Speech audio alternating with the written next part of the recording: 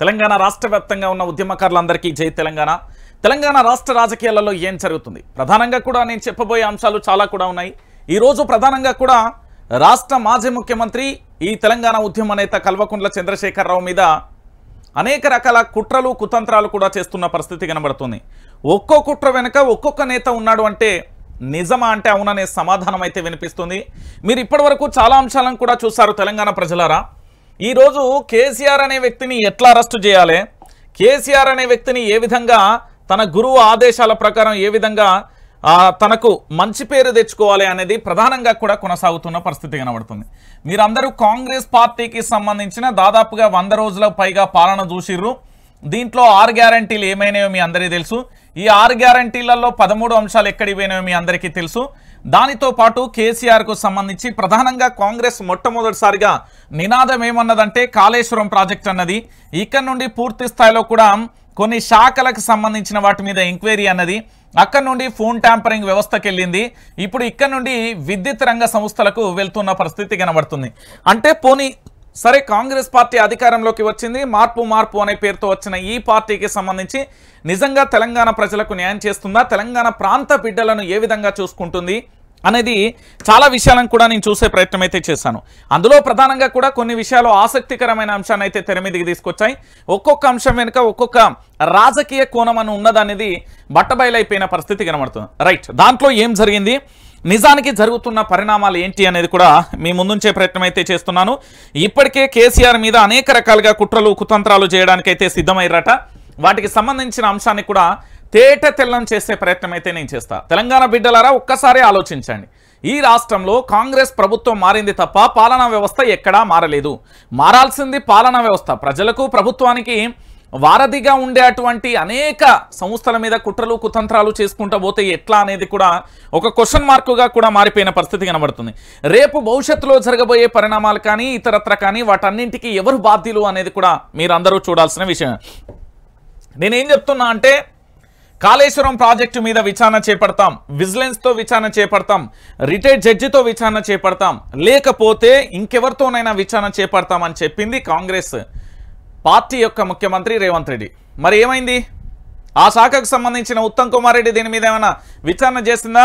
విజిలెన్స్కి సంబంధించి అన్నారు 4 రోజులు కార్యాలయంలో హడావిడి చేసిళ్ళు, డెస్క్టాప్లు అన్నారు, ల్యాప్టాప్లు అన్నారు, ఆ ఫైల్ అన్నారు, ఈ ఫైల్ అన్నారు. ఏదైనా క్లారిటీ వచ్చిందా తెలంగాణ సమాజానికి వెళ్ళిచ్చిల్లా అంటే ఈడ గుండు సున్నా అని చెప్పడంలో ఎలాంటి డౌట్ లేదు. ఆ తర్వాత ఏం చేసిళ్ళు, పలు శాఖలకు సంబంధించి ఒక్కొక్క శాఖలో ఒక్కొక్క రకంగా కూడా వీళ్ళు ఎంక్వైరీ చేసిళ్ళు. దీంట్లో భాగంగా అప్పుడు తలసాని శ్రీనివాస్ యాదవ్ ఉన్న శాఖకు సంబంధించి కావచ్చు, దాంతోపాటు ఇంకో శాఖలు కావచ్చు, వాటన్నింటిలో కూడా వీళ్ళు ఏం చేసిళ్ళు, ఏమైనా చర్యలు తీసుకున్నారా అంటే గుండు సున్నా. సరే, ఇప్పుడు ఫోన్ ట్యాంపరింగ్ అనేది క్వశ్చన్ మార్కు ఇంకా కొనసాగుతూ ఉంది కాబట్టి దాని గురించి మనం పెద్దగా మాట్లాడాల్సిన అవసరం లేదు. ఎందుకంటే ఫోన్ ట్యాంపరింగ్ అనేది పూర్తి స్థాయిలో కూడా ఏం జరుగుతుంది, వాస్తవాలు ఏంది అనేది విచారణ కొనసాగుతుంది. విచారణ కొనసాగి పూర్తిగా ఓ కొలిక్కచ్చి చెప్పినప్పుడు మనం మాట్లాడుకుందాం. సో కాళేశ్వరం విషయంలో కాంగ్రెస్ తప్పు చేసింది, శాఖల వారీగా కూడా విచారణ చేస్తామని చెప్పి తప్పు చేసింది. ఆ తర్వాత ఫోన్ ట్యాంపరింగ్ రేపు భవిష్యత్తులో ఏమవుతుందో పెద్ద తలకాయ నొప్పి. ఇప్పుడు విద్యుత్ శాఖలకు సంబంధించి పూర్తి స్థాయిలో అధికారులకు కానీ, ఆ శాఖ మంత్రికి కానీ, ఆ శాఖ అధికారులకు కానీ ఏంది అంటే లేఖలు ఇస్తాం. విద్యుత్కు సంబంధించిన దాంట్లో కూడా అనేక రకాలుగా కూడా సవాళ్లు జారీ చేయబోతున్నారు. ఆఖరికి రాష్ట్ర మాజీ ముఖ్యమంత్రిగా ఉన్న కేసీఆర్ కూడా మేము అందజేయబోతున్నామంటూ చెప్పిన పరిస్థితి కనబడ్డది. అయితే నేనేమంటున్నానంటే, కాంగ్రెస్ ప్రభుత్వం వచ్చిన 100 రోజులలో సంక్షేమ పథకాలను పక్కన పెడితే వ్యక్తిగత రాజకీయానికి ఎక్కువ పూనుకున్నది అనేది ప్రధానంగా కూడా చర్చ జరుగుతున్నది. సరే, వీళ్ళు నిజంగా కూడా 100 రోజులలో అనేక విచారణ సంస్థలతోని తెలంగాణ రాష్ట్ర వ్యాప్తంగా ఏదైనా కేసీఆర్ ప్రభుత్వానికి సంబంధించి తప్పు చేశారు, ఇదిగో సాక్ష్యం, ఇదిగో కోర్టు, ఇదిగో విచారణ, ఇదిగో అరెస్టు, ఏదైనా చూపెట్టిల్లా? ఈ తెలంగాణ రాష్ట్ర వ్యాప్తంగా కాంగ్రెస్ పార్టీకి సంబంధించి 100 రోజులలో అనేక శాఖల మీద కూడా పూర్తి స్థాయిలో అనేక రకాలుగా కూడా విచారణ పేరుతోని అధికారులను వేధించిన విషయం వాస్తవం కాదా? దానితో పాటుగా దాంట్లో ఏమైనా నిజాలను తేటతెల్లం చేసే ప్రయత్నం వీళ్ళు చేసిలా అంటే ఏది చేయలేదు కదా. వీళ్ళు ఏమీ చేయలేరు, కేవలం మసిబూసి మారేడికాయ చేసే ప్రయత్నం మాత్రమే జరుగుతుంది. తెలంగాణలో కాంగ్రెస్ పార్టీ అనేది అడ్మినిస్ట్రేషన్ వీళ్ళకు తెలియదు, వీళ్ళకు పరిపాలన ఎట్లా చేయాలనో తెలియదు, ఇదో గుంపు మెస్రి లాంటిది. దానితో పాటుగా ఈ పరిపాలన చూస్తే ఏంటంటే పిచ్చోన్ చేతిలో రాయి అని చెప్పడంలో ఎలాంటి డౌట్ లేదు. ఓ పక్కన రైతులు ఆత్మహత్య చేసుకుంటున్నారు, దాదాపుగా 209 మంది చనిపోయిళ్ళు. దానికి సంబంధించిన డాటాను కూడా మాజీ మంత్రి హరీష్ రావు ఏకంగా రాష్ట్ర ముఖ్యమంత్రికి ఇచ్చిన పరిస్థితి కనబడింది. దాని గురించి ఏ ఒక్క రోజన్నా మాట్లాడిందా? 48 గంటలు ఇస్తే 4 గంటల టైంలోనే నీకు 2 గంటలలోనే ఇట్లా ముఖాన్ని ఇసిరేసింది కదా. ఏ పార్టీ వాళ్ళకి సాయం చేసి ఇప్పటి వరకు రాష్ట్ర ప్రభుత్వం చెయ్యలేదు. మరి సరే, శాఖలకు సంబంధించి అంటున్నారు. మీరు విచారణ చేసిన ఏ ఒక్క విచారణకు సంబంధించి దేన్ని మీరు నిరూపించిర్రు? మీరు దేన్ని నిరూపించగలిగిళ్ళు? ఏది నిరూపించలేదు కదా. మీకు నిరూపించాలి అనుకుంటే మీ చేతిలో ప్రభుత్వం ఉంది, మీ చేతిలో పూర్తి స్థాయిలో కూడా అధికార వ్యవస్థ ఉన్నది. మరి ఏం చేసిర్రు? రోడ్డు మీద ఉన్న గడ్డి వీకిల్లా 100 రోజులలో ఎందుకు కాలయాపన చేసిలు? టాపిక్ డైవర్షన్ కావాలనా? తెలంగాణ రాష్ట్ర వ్యాప్తంగా ఇంత జరుగుతూ ఉంటే ఎక్కడున్నారు? ఎందుకు ఈ పంచాయతీ అనేది యావత్తు తెలంగాణ సమాజం కూడా అడుగుతున్నది. ఇప్పుడు ఏం చేసిల్లంటే తెలంగాణలో ఉన్న చాలామంది ఎమ్మెల్యేలు కూడా ఈ గూటీ వేరు ఏంది కాంగ్రెస్ గూటీ వేలు. రేపు పొద్దుగాల ఇదే కాంగ్రెస్ పార్టీలో ఉన్న ముఖ్యమంత్రి బీజేపీ పోతే వీళ్ళందరూ ఏం చేస్తారు? దిక్కుముఖం వేసుకొని చూడరు. అయితే ఇప్పుడు జరిగే చర్చ ఏంటంటే తెలంగాణ బిడ్డలారా ఒకసారి ఆలోచించండి. కాంగ్రెస్ ప్రభుత్వం 100 రోజుల పరిపాలనలో 6 గ్యారెంటీల అమలు అటకెక్కినే 13 అంశాలు గోవిందన్నాయి. దాంతోపాటు కాళేశ్వరం కానీ, మంత్రుల శాఖలకు సంబంధించి కానీ, దాంతోపాటు ఫోన్ ట్యాంపరింగ్ కానీ, ఇప్పుడు విద్యుత్ శాఖకు సంబంధించి కానీ ఈ విషయాలన్నింటినీ కూడా విచారణ చేస్తున్నారు. ఈ విచారణలో ఏ ఒక్క విషయమన్నా నిజాలను ప్రజా కోర్టులో ఎవరికైనా నిరూపించగలిగిలా, లేకపోతే నిజంగానే తప్పు జరిగిందని చూపించగలిగిలా? ఏమీ చేయరు, ఏమీ కాదు. గుర్తుపెట్టుకోరు, ఇది క్లియర్ కట్. చాలా మంది భయభ్రాంతులకు గురవుతున్నారు, కానీ వీళ్ళ వల్ల ఏం కాదు. ఇక్కడ రాజ్యాంగం అనేది ఒకటి ఉంటుంది, దాన్ని డాక్టర్ బాబాసాహెబ్ అంబేద్కర్ రచించిండు. దాంట్లోనూ ఉన్న పలు సెక్షన్లు ఉన్నాయి. నీ న్యాయస్థానాన్ని నమ్ముతున్నా, ఇక్కడ పోలీస్ వ్యవస్థను నమ్ముతున్నా అంటే ఆ పోలీస్ వ్యవస్థ చేసిన లఫూట్ లంగ పనులు కూడా ఇంకా కొద్ది క్షణంలో మీకు మొత్తం సాక్ష్యాలతో సహా చూపెడతా. నా మీద ఎఫ్ఐఆర్ చేసిన కారణం మొదలు పెడితే ఇప్పటి వరకు నేను చేసింది అదే. నేను ఇన్వెస్టిగేషన్ జర్నలిజం చేసిన. మీకు అందరికీ పలు దినపత్రికలలో వస్తున్న వార్తలన్నీ కూడా మనం పంపిస్తున్నాం. ఎందుకు అంటే పూర్తి స్థాయి ఇప్పుడు నేను చెప్తే ఏమవుతుందంటే సిసిఎస్ నుండి ఒక కంప్లైంట్ వస్తుంది, పలానా వాళ్ళ మనోభావాలు దెబ్బతిన్నాయట, ఇంకో ఏంది మీ మీద ఎఫ్ఐఆర్ అయింది, రండి కూర్చోండి దానికి రిప్లై ఇవ్వండి అని చెప్తారు. అదే శాటిలైట్ పత్రికలు శాటిలైట్కి సంబంధించిన న్యూస్ ఛానల్కి ఇస్తే బొత్సు కూడా వీకరు వాళ్ళే. నేను చెప్తున్నా కదా, వాళ్ళ ఈ బొత్సు కూడా వీకరు, తల మీద ఉన్న ఇంటికెళ్ళి ఊసిపోయినంత బరాబరి. సో అందుకే అక్కడ నుండే మొదలుపెట్టిన. ఫోన్ ట్యాంపరింగ్ అనేది మీరు విన్నారు కదా. పోలీస్ వ్యవస్థకు సంబంధించి నేను ఈరోజు మాట్లాడుతూ ఉన్నా. ఎంత నీతి నిజాయితీ నిబద్ధతతో ఉన్నారో చూస్తారా ఒకసారి. వారెవ్వా అంటారు, ఇట్లా షబాష్ ఫ్రెండ్లీ పోలీస్ వారెవ్వా అంటారు మీరు. ఎస్, మీకు కావాలా? చూపెడుతేనండి తెలంగాణ బిడ్డలారా. ఇగో ఏది, ఒక్క నిమిషం. ఇగో ఇక్కడ మీకు ప్రధానమైన అంశం ఒక అంశం కనబడుతుంది. ఏం రంజిత్ ఏం చేస్తున్నావు అంటే చెప్పినా కదా, నేను ఒక్కసారి కనుక నా మనసులో ఏదైనా మొదలుతుంది నేను చెప్తున్నా కదా, ఆ దేవుడు దిగి వచ్చిన వదిలే ప్రసక్తే ఉండదు. ఇప్పుడు చెప్పుర్రిగా, ఇట్లా కొట్టుర్రి. ఆ రోజు తొడలు కొట్టి చేలు కొట్టిన వాళ్ళందరూ ఇప్పుడు చెప్పుర్రి. 40 మంది మహిళలకు లైంగిక వేధింపులు, ట్యాంపరింగ్లో ఘరానా కానిస్టేబుల్ నిర్వాకం, కొందరి డేటాను సేకరించి వ్యక్తిగత అంశాల్లోకి చొరబాటు, నల్గొండలోని హైదరాబాద్ రోడ్లో వార్నం, మిల్లర్లు స్మగ్లర్లు పేకాట నిర్వాహకుల నుంచి భారీగా వసూలు, రౌడీ షీటర్లతో చేతులు కలిపి సెటిల్మెంట్లు, ఓ పోలీస్ అధికారి 9 ఎకరాల విక్రయంలో సాయం, మునుగోడు ఉప ఎన్నికలలోనూ ప్రమేయం, కోట్లల్లో అక్రమార్జన విచారణలో బయటికి, టాస్క్ ఫోర్స్ ఆపరేషన్ల గుట్టు విప్పుతున్న రాధాకిషన్ రావు, ఉన్నతాధికారి చెప్పినట్లుగానే చేశానని వెల్లడి, కస్టడీలో మరో 3 రోజులు, నాయకుల చుట్టూ ఉచ్చు, కానిస్టేబుల్ పోలీస్ శాఖలోని కింది ఉద్యోగి కానీ ఇతడు మాత్రం ఘరానా కానిస్టేబుల్, బెదిరింపులు వసూళ్లు సెటిల్మెంట్లు దందాలు. నేను ఒక మాట చెప్పిన, గతంలో ఒక మహిళ మీద ఒక ఎస్ఐఓ సిఐఓ ఆయన కనతి మీద రివాల్వర్ పెట్టి ఆమె మీద అత్యాచారం చేసింది. వారవ్వా పోలీస్ డీజీపీ ఏం చర్యలు తీసుకున్నారని ఆ రోజు అడిగిన. నిన్నటికి నిన్న లంచాలకు దొరికిన 2 పోలీసులకు సంబంధించి ఏం చర్యలు తీసుకున్నారు. ఈరోజు కానిస్టేబుల్కి సంబంధించి వ్యవస్థ కాదు. ఈరోజు చాలామంది ఏమంటున్నారంటే, ఏమన్నంటే ప్రజల్ని, నిరుద్యోగులను, రైతాంగాన్ని ఎవరిని పడితే వాళ్ళని విమర్శిస్తున్నారు కదా. పోలీస్ వ్యవస్థలో లోపాలు ఎవరికి చెప్పాలి? వచ్చినాయి, ఇంకా చాలా ఉంది. నేను ఇస్తా, వాళ్ళు పబ్లిక్ చేస్తారు, అంతే తేడా. నేను చెప్తున్నా కదా, వాస్తవాలను తెలంగాణ ప్రజలకు చెప్తా. నేను వదిలేదే లేదు, వదిలిపెట్టనని చెప్పిన బరాబర్ లైవ్లకు తెచ్చిన.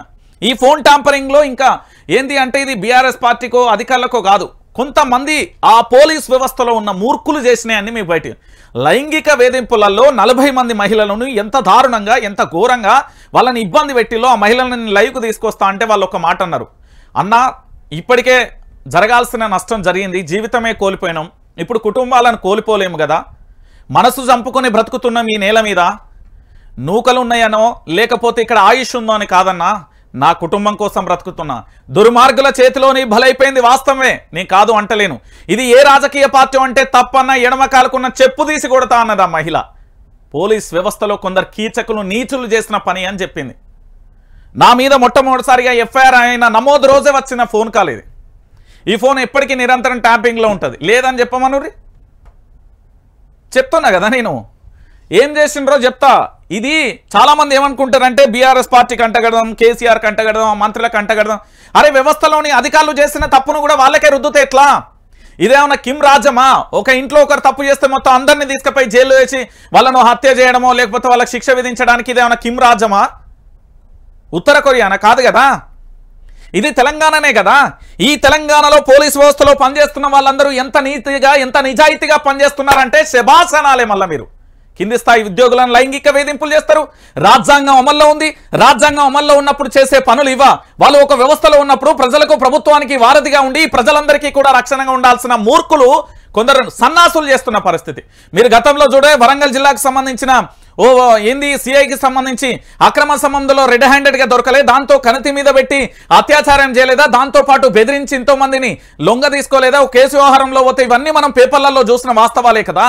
మరి ఇక్కడ ఏమైంది అంటున్నా, ఈ రోజు ప్రజలను ఇబ్బంది పెడుతున్నారు, రైతాంగాన్ని ఇబ్బంది పెడుతున్నారు, రోడ్ల మీద ధర్నా చేస్తే వాళ్ళని ఏమైనా చేయమని బెదిరింపులు చేస్తున్నారు. ఎవడిచ్చిండు మీ చేతిలో లాఠీని? థర్డ్ డిగ్రీ చేస్తారు, అన్యాయంగా థర్డ్ డిగ్రీలో బలి అయిపోయి లాకప్ డెత్ లో జరిగిన వాళ్ళ విషయాలు ఏమైపోయినాయి? నల్గొండ జిల్లాలో 2 చిన్నారులు మరణిస్తే వాళ్ళ గురించి ఇప్పటి వరకు కూడా ఒక్క చిన్న ఎవిడెన్స్ దొరకలేదా? అర్ధరాత్రి వేళ ఆటో డ్రైవర్లు సంబంధించి అక్కడ ఏంది ఒక బస్తీలలో ఉంటున్న పరిస్థితి, వాళ్లకు లైసెన్సులు లేవని ఇతరత్ర లేవని వాళ్ళని ఎంత బెదిరించిల్లు, వాటి గురించి మాట్లాడరు. 60 సీట్లు ఉన్న బస్సు ఆర్టీసీ బస్సులో 120 మంది నుంచి 150 మంది కుక్కి పోతా ఉంటే అది ఓవర్లోడ్ అయిందని చర్యలు తీసుకోరు. కానీ సామాన్యుడి మీద హుక్కుంబాబదం మోపడానికి ఎవడిచ్చిండు మీకు రాజ్యాంగం? మాట్లాడాలి. ఇయ్యాల చూడుర్రి, ఏం లేదు, అన్ని తీసుకుపోయి కల్వకుంట్ల చంద్రశేఖరరావుకే అంటగడదాం. సిగ్గుండాలే కొంచెం అన్న అట్లా చెప్పనికి. కేసీఆర్ అనే వ్యక్తి నిజంగా చెప్తున్నా, కల్వకుంట్ల చంద్రశేఖరరావు అనే వ్యక్తి తప్పు చేసిండు అంటే ఈ తెలంగాణ సమాజం నమ్మదు. 2 సార్ల ముఖ్యమంత్రి, ఆయన చేయాలనుకుంటే ఏదైనా చేస్తాడు. కానీ ఈ తెలంగాణ ప్రాంత బిడ్డల కోసం నేను చెప్తున్నా కదా, ఆయన గుండె నికార్సైన గుండె హల్చల్గా ఉంటుంది. గిట్లా ఈ ఫాల్తుగా లెక్క బ్లాక్మెయిల్ రాజకీయాలు ఈ లంగముచ్చట్లు రావు. అదే 2023లోన 39 మంది వచ్చినప్పుడు మిగతా మంది రారాబాయ్ మీ అందరికీ మంత్రులు ఇస్తా అంటే ఈరోజు కాంగ్రెస్ ప్రభుత్వం ఉందా? అరే మీరు వ్యవస్థలోని వ్యక్తులను ఎందుకు ఐడెంటిఫై చేసి వాళ్ళని ఎందుకు బయటికి లాగి వాళ్ళని సస్పెండ్ చేస్తున్నారు? 4 రోజుల తర్వాత ఉద్యోగాలు తీసుకుంటున్నారు. వాళ్ళ జీవితానికి సంబంధించి వాళ్ళకు జైలు లేదు, ఏది లేదు. మరి తప్పు చేయని మా వాళ్ళ మీద మాత్రం కేసులు పెడతారు, అన్యాయంగా జర్నలిస్టులను బలి చేస్తారు. కానీ వాళ్ళను మాత్రం అరెస్టు చేసి వాళ్ళకు ఉద్యోగాలు పర్మనెంట్గా పోగొట్టారట. 4 రోజులు ఎత్తేసి తర్వాత తీసుకుంటారు. ఇది ఎక్కడిది? ఏ రాజ్యాంగంలో ఉంది? మీరు భరించినంత కాలం వీళ్ళు భయపెడుతూనే ఉంటారు. మీరు ఎదురు తిరగకపోతే బిడ్డలారా చెప్తున్నా భయంకరంగా ఉంటుంది. గుడి లేదు, బడి లేదు, ఎవడు పడితే వాడు వైన్స్ గురించి మొన్నటిదాకా మాట్లాడింది కదా. గతంలో ఇదే రాష్ట్ర ముఖ్యమంత్రి విపక్షంలో ఉన్నప్పుడు మాట్లాడింది కదా, ఇప్పుడు రోడ్డు మీద గడ్డి వీక్తున్నాడా? అడగండి తెలంగాణ ప్రజలారా. గుడి ముంగట ఒక వైన్స్, గుడి వెనక ఒక వైన్స్, బడి ముంగట ఒక వైన్స్, ఈ వైన్స్లను ఎందుకు తీసేత్తలేడు మరి ముఖ్యమంత్రి? ఇంత కడిగిన శుద్ధ పూసే కదా. నాకు అసలు ఏ అలవాట్లు లేవని ఇంటర్వ్యూలో చెప్పిండు కదా. మరి తెలంగాణ ప్రజలు అనారోగ్యంతో బారిన పడి చనిపోతున్నారు, వాళ్ళకి ఈ వైన్స్లన్నీ మూతబెట్టు. లైంగిక వేధింపులు చేసిన నడి రోడ్డు మీద ఉరిది ఏ రాజ్యాంగంలో లేదా? రాజ్యాంగంలో శిక్షలు లేదా? పోలీస్ వ్యవస్థకు ఒక న్యాయం, మా సామాన్యులకు ఒక న్యాయమా? ఇది ఎక్కడిది రాజ్యాంగం? ఆలోచించండి తెలంగాణ బిడ్డలారా. ఎవరిచ్చిండు వీళ్ళకి అధికారం? ఎవరిచ్చిళ్ళు? ఏ చట్టాలు ఇచ్చినాయి? ఎక్కడి నుండి వచ్చినాయి? మహిళలను లైంగికంగా వేధింపులు చేయమని ఎవరిచ్చిర్రు అనేది కూడా మీరు మాట్లాడాలి. ఇప్పుడు నేను చెప్తా చూడుర్రి వీళ్ళ పేర్లు. ఇక చూడుర్రి, ఒక కానిస్టేబుల్, ఈయన సింపుల్ కానిస్టేబుల్, బెదిరింపులో పాల్పడతాడు, వసూల్లో పాల్పడతాడు, సెటిల్మెంట్లో పాల్పడతాడు, దందాలు చేస్తాడు. ఈయన ఏం చేయాలి? ప్రజలకు ప్రభుత్వానికి వారధిగా ఉండి ప్రజలకు రక్షణగా ఉండాల్సిన వ్యక్తే ప్రజలను భక్షిస్తాడు. ఈయన ఒక నాకు చెప్పాలంటే నరరూప రాక్షసుడు, మనిషి రూపంలో ఉన్న వ్యక్తి. పోలీస్ వ్యవస్థలో నిజాయితీగా ఉన్న ఆఫీసర్స్ వేరు, అది వాళ్ళు అసలు ఈ కోవకు రారు. పోలీస్ వ్యవస్థలో నిజంగా ఉన్న వాళ్ళకు మనం ఇట్లా పెట్టి సెల్యూట్ చేస్తాం. కానీ ఇలాంటి నీచులకు ఏం చేయాలి? తల మీద ఉన్న టోపీ తీయాలి, తీసుకుపోయి చిప్పకూడు గతి చేయాలి. ఒకసారి మీరే చూడుర్రి, అన్నిట్లో పాత్ర. ఓ దశలో జిల్లా ఎస్పీకి అతడు ఎంత చెప్తే అంత, ఆడిందే ఆట పాడిందే పాటగా పెత్తనం సాగిస్తూ డీఎస్పీలు సీఐలకే హడలు పుట్టించాడు. ఇదే క్రమంలో ఫోన్ ట్యాంపింగ్ టీంలోకి అతన్ని తీసుకున్నారు. దీని మాటున చెలరేగిపోయి కొంతమంది మహిళల వ్యక్తిగత విషయాలను సేకరించి వారి జీవితాలతో ఆడుకున్నారు. 40 మంది మహిళలపై లైంగిక వేధింపులు పాల్పడ్డారు. ఈ 40 మంది మహిళలపై లైంగిక వేధింపులకు పాల్పడ్డాడు కదా. మరి ఇక్కడ ఎస్పీ కానుడు మొదలు పెడితే కానిస్టేబుల్ వరకు మొత్తం సస్పెండ్ చేయాలి. మొత్తం జీవితంలో మళ్ళీ వాళ్ళు లాఠీలు పట్టుకోవద్దు, వాళ్ళ ఒంటి మీద యూనిఫామ్ ఉండదు. చర్యలు తీసుకుంటారా? ఇది పోలీస్ వ్యవస్థకే సవాల్. రాష్ట్ర డీజీపీ గారు కొత్తగా వచ్చిల్లు, మీరు బహుశా నాకు మీ గురించి పూర్తిగా డాటా ఇంకా రాలే. ఎందుకంటే మీరు నీతి నిజాయితీగా ఉండే ఈ 3 సింహాలని సినిమా డైలాగులను అయితే నిజ జీవితంలో నేనేమంటున్నానంటే, ఇతను 40 మంది మహిళల జీవితాలతో ఆడుకున్నాడు. వాళ్ళందరూ కూడా నన్ను ఆశ్రయించిల్లు, కానీ లైవ్లోకి రామని చెప్పిర్రు. సో ఈ స్టోరీ మొత్తం బయటకు వస్తున్నది కదా. ఇప్పుడు ఈ 40 మంది జీవితాలతో ఆడుకున్నందుకు ఆ జిల్లా ఎస్పీ అప్పన్నును మొదలు పెడితే కానిస్టేబుల్ వరకు సస్పెండ్ చేయి, మొత్తం సస్పెండ్ చేయి. వాళ్ళు జీవితంలో లాఠీ పట్టద్దు, వాళ్ళ ఒంటి మీద యూనిఫామ్ కనబడద్దు. అదే వాళ్ళ ఇంట్లో ఎవరైనా మహిళలకు ఇదే జరుగుతూకుంటాడా? చెప్పండి మీరే, తెలంగాణ బిడ్డలారా. ఒక్కసారి చూడుర్రి, ఫోన్ టాంపరింగ్ కేసులో ఇటీవల నల్గొండ జిల్లాకు సంబంధించిన 2 కానిస్టేబుల్లను వెస్ట్ జోన్ పోలీసులు అదుపులోకి తీసుకున్నారు. వెంటనే వారిని హైదరాబాద్కు తరలించారు. వీరిలో ఒకరు రౌడీ షీటర్లతో కలిసి సెటిల్మెంట్లు చేస్తారు. పోలీసు వ్యవస్థ వారవ్వా ఏం ఉద్యోగం చేస్తారు, షబాస్.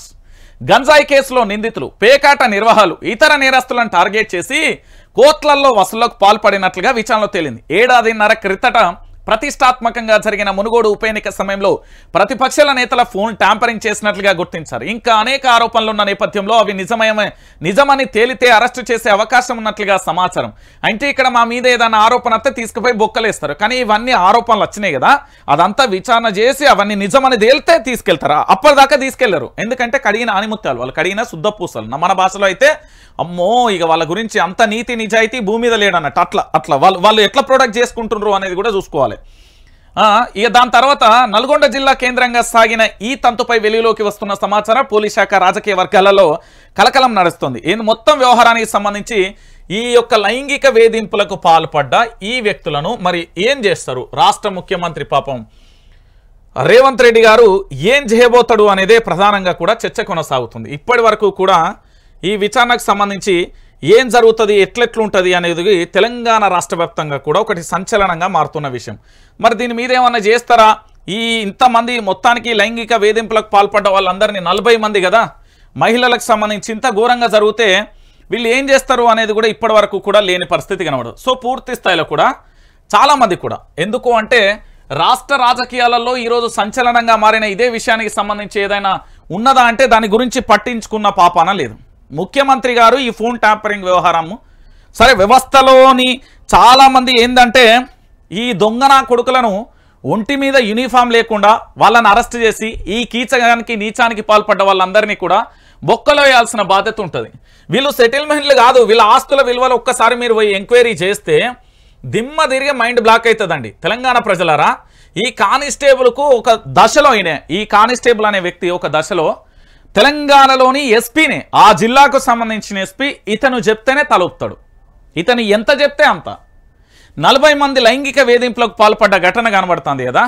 ఈ వేధింపులకు పాల్పడ్డ పోలీసులందరినీ కూడా అప్పుడు సజ్జనార్ అని ఒక పోలీస్ ఆఫీసర్ గురించి నేను విన్నా. అయితే ఆ సజ్జనార్ గారు ఏం చేసిర్రంటే ఒక ఎన్కౌంటర్ చేసిండు. అప్పుడు తెలంగాణలో సాహో ఓహో అన్నారు. ఆ తర్వాత సరిగ్గా 60 రోజులకు అనుకుంటా, బహుశా సరిగ్గా 60 రోజులు 30 రోజులకు ఒక సిఐ కంతి మీద రివాల్వర్ పెట్టి అత్యాచారం చేసిండు. పాపం అక్కడ వెళ్ళిన తూట, సామాన్యుడి మీద వెళ్ళిన తూట ఇక్కడ పోలీసుల మీద పేలలే. ఆ తప్పు చేసిన లఫూట్ గాని మీద పేలలే. సాక్ష్యం వచ్చింది, నిజం వచ్చింది, వాళ్ళు పోయిల్లు ఎంక్వైరీ చేసిళ్ళు, నిజమే అని తేలింది, శిక్ష పడ్డది. కానీ ఆ తూట ఆ రోజు సామాన్య కుటుంబాలలో చనిపోయిన తూట ఇక్కడ పేలలే. మరి ఎందుకు పేలలేదో ఇప్పటి వరకు కూడా తెలంగాణ సమాజానికి తెలియదు, మరి ఆ పోలీసు వ్యవస్థలో ఉన్న వాళ్లకు తెలియదు.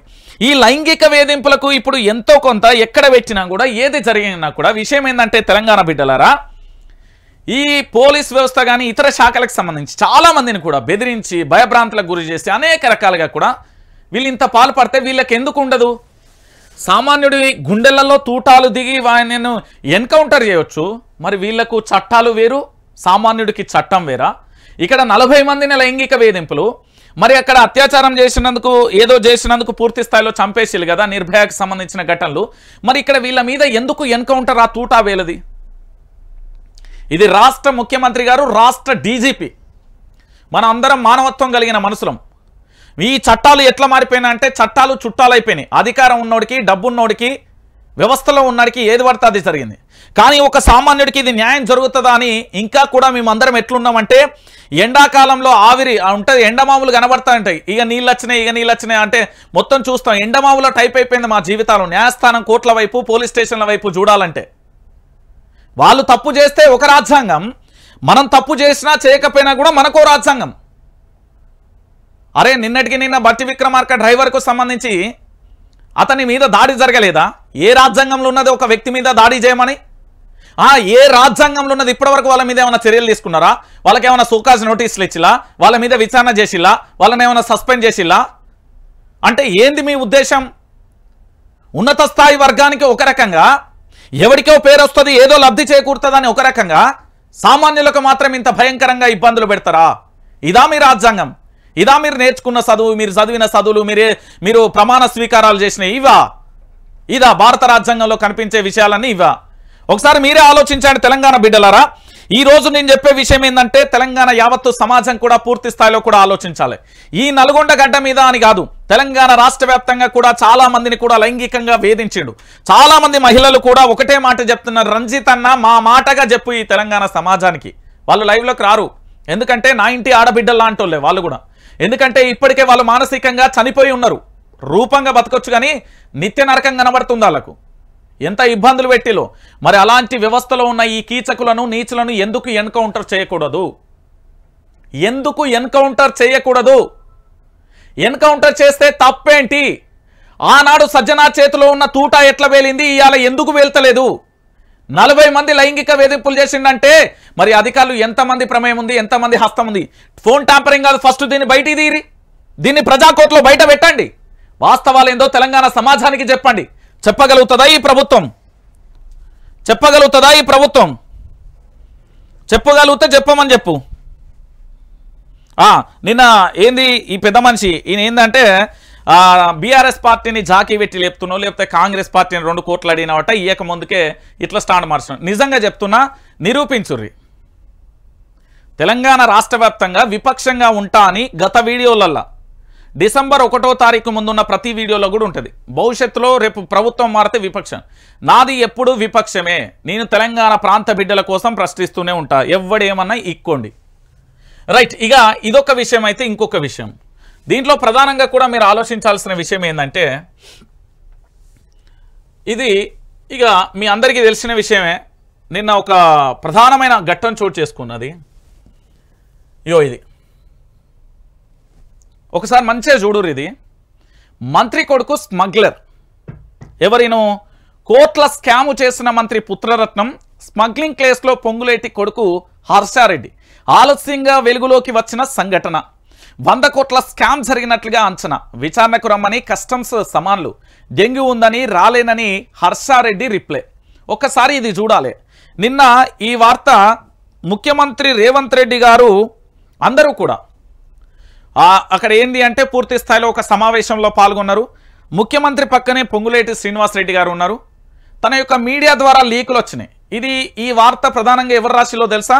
మొట్టమొదటిసారి ఈ వార్త ఎక్కడ ప్రచురించబడింది అనేది పొంగులేటి శ్రీనివాసరెడ్డి గారు మీ అనుచరులకు, మీ యొక్క వ్యక్తులకు సంబంధించి ఒకసారి క్రాస్ చెకింగ్ చేసుకోండి.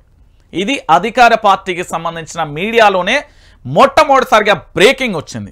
లీకులు ఇచ్చింది ఎవరు, లీకులు ఇస్తున్నది ఎవరు? చిన్న క్లారిటీ. ఇక్కడ ఏం జరుగుతున్నది అంటే, రేపు భవిష్యత్తులో పొంగులేటి శ్రీనివాసరెడ్డి అనబడే మంత్రి గారు రేపు భారతీయ జనతా పార్టీలోకి వెళ్తా ఉంటే ఇది ఒక సాకుగా చూపించి రేవంత్ రెడ్డి గారు దీన్ని కవర్ చేయబోతున్నారు అనేది ఒకటి విశ్వసనీయ వర్గాల నుంచి అందిన సమాచారం. సో దీంట్లో ప్రధానంగా జరిగిన విషయం ఏందో ఒకసారి చూద్దాం. హర్షారెడ్డి ఏం చేసిండు? రాష్ట్ర మంత్రి పొంగులేటి శ్రీనివాసరెడ్డి కుమారుడు హర్షారెడ్డి 100 కోట్ల ఖరీదు చేసే వాచీల స్మగ్లింగ్ కేసులో చిక్కుకున్నాడు. హర్షారెడ్డి ఇండియాలో దొరకని పటేక్ ఫిలిప్ బ్రిగ్రేడ్ బ్రాండ్స్ వాచ్లను విదేశాలలో ఆర్డర్ చేశాడు. ఇండియాలో ఈ బ్రాండ్స్ అందుబాటులో లేకపోవడంతో హర్షారెడ్డి నవీన్ కుమార్ అనే వ్యక్తి సాయంతో ముబీన్ అనే స్మగ్లర్ల కాంటాక్ట్ అయినట్టుగా తెలుస్తుంది. హర్ష కోసం ముబీన్ 2 వాచ్లను తెప్పించగా ఒక్కొక్క వాచ్ ధర 1.75 కోట్లు ఉంటుందని చెప్తున్నారు. ఇటీవల ముబీన్ను చెన్నై కస్టమ్ అధికారులు స్మగ్లుడ్ గూడస్కు సంబంధించిన కేసులో అదుపులోకి తీసుకున్నారు. అతడిని విచారించగా వాచీల కోసం మంత్రి కుమారుడు హవాలా ద్వారా డబ్బులు చెల్లించినట్లుగా తెలిపింది. ఇప్పటికే చెన్నై కస్టమ్ అధికారులు నవీన్ కుమార్ను కూడా విచారిస్తున్న పరిస్థితి కనబడుతుంది అని ఇక్కడ వార్త ఉన్నది కదా. దీంట్లో ఇంకో క్లియర్ కట్గా ఉంటుంది. దీంట్లో ప్రధానంగా కూడా ఉండాల్సిన విషయం ఏంది అనేది మొత్తానికి ఓహో పొంగులేటి గారి కుమారుణ్ణి ఇట్లా ఫిక్స్ చేసిరు. ఎట్లా ఫిక్స్ చేసిరు అంటే చెప్తున్నారు. పొంగులేటి శ్రీనివాసరెడ్డి కొడుకు హర్షారెడ్డి 100 కోట్ల చేతి గడియారాలను స్మగ్లింగ్ కేసులో చిక్కుకున్నాడు. నిజానికి ఫిబ్రవరి 5వ తేదీన దీనికి సంబంధించిన చెన్నై కస్టమ్ అధికారులు విచారణ జరిపినట్లుగా తెలుస్తుంది. అయితే ఈ వార్తలు ఇప్పటి వరకు బయటికి రాకుండా పొంగులేటి జాగ్రత్త పడ్డారు. కానీ రేవంత్ రెడ్డి ప్లాన్లో భాగంగా మంత్రి పొంగులేటి కొడుకు కేసుకు సంబంధించి మీడియాకు లీకులు వెళ్ళినట్లుగా తెలుస్తున్నది. ఇప్పుడు చెప్పాలి ఎందుకు అంటే చాలామంది చాలా రకాలుగా కూడా ఆరోపణలు చేసుకుంటారు కదా. ఇప్పుడు క్లియర్ కట్గా ఇక్కడ ఏంది అంటే ఈ వార్త ఎప్పుడు ఫిబ్రవరిలో జరిగిన సంఘటన ఇది ఇప్పటి కాదు, ఫిబ్రవరి 3 అనుకుంటా, మేబీ అప్పుడే జరిగింది. అప్పుడు జరిగిన ఇష్యూ ఇది. ఇప్పుడు ఎలా బయటికి వచ్చింది అనేది బహుశా నాకు తెలిసి పొంగులేటికి కూడా అంతు చిక్కట్లేదేమో. ఈ వార్త ప్రధానంగా కూడా బ్రేకింగ్ ప్లేట్లలో బ్రేకింగ్ న్యూస్ వచ్చింది. ఓ శాటిలైట్ ఏంది ఛానలా లేకపోతే అధికార పార్టీకి సంబంధించిన మరొక ఛానల్ ఒకసారి క్రాస్ చెకింగ్ చేసుకోమన్నారు. దీంట్లో ఏంటంటే కానీ రేవంత్ రెడ్డి ప్లాన్లో భాగంగానే మంత్రి పొంగులేటి శ్రీనివాసరెడ్డి కొడుకు కేసుకు సంబంధించిన మీడియాకు లీకులు వెళ్ళినట్లుగా తెలుస్తుంది. రేవంత్ రెడ్డి అనుకూల మీడియాలోనే పొంగులేటి కుమారుడి స్మగ్లింగ్ వార్త రావడం పలు అనుమానాలకు కూడా దారితీస్తుంది.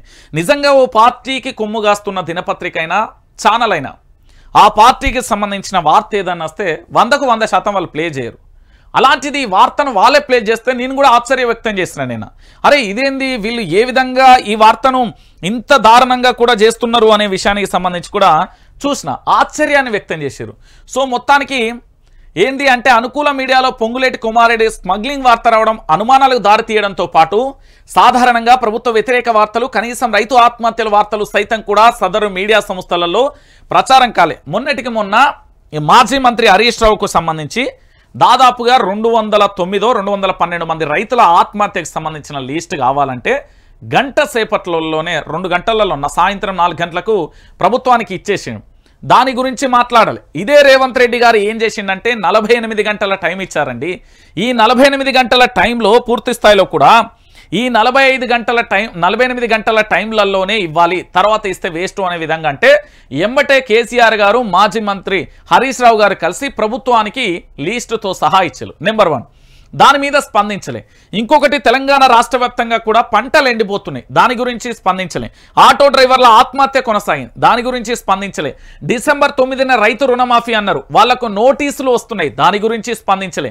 దానితో పాటుగా ప్రధానంగా కూడా మెగా డిఎస్సి డిసెంబర్లో ఉంటుంది అని చెప్పారు, దాని గురించి స్పందించలే. దానితో పాటుగా టీఎస్పీఎస్సీకి సంబంధించిన దాని మీద చర్యలు తీసుకుంటాం, జనార్దన్ రెడ్డిని అరెస్టు చేస్తామన్నారు, దాని గురించి లేదు. దాంతో పాటు ఔటర్ రింగ్ రోడ్డుకు సంబంధించిన కాంట్రాక్ట్ సస్పెన్స్ కావాలి, అది కాలే. దాంతో పాటుగా ఇక్కడ ఏదైతే కాంప్లెక్స్లు ఉన్నాయో వాటికి సంబంధించి ప్రైవేట్ వ్యక్తులలో కూడా ఉన్నాయి, వాటికి సంబంధించిన చర్యలు తీసుకోవాలి, అది జరగలే. ఒక రోజుకు దాదాపుగా 2 నుంచి 10-20 కోట్ల వరకు వచ్చే ఆమ్దానికి సంబంధించిన మార్గాలని చెప్పిలు, దాని గురించి స్పందించలే.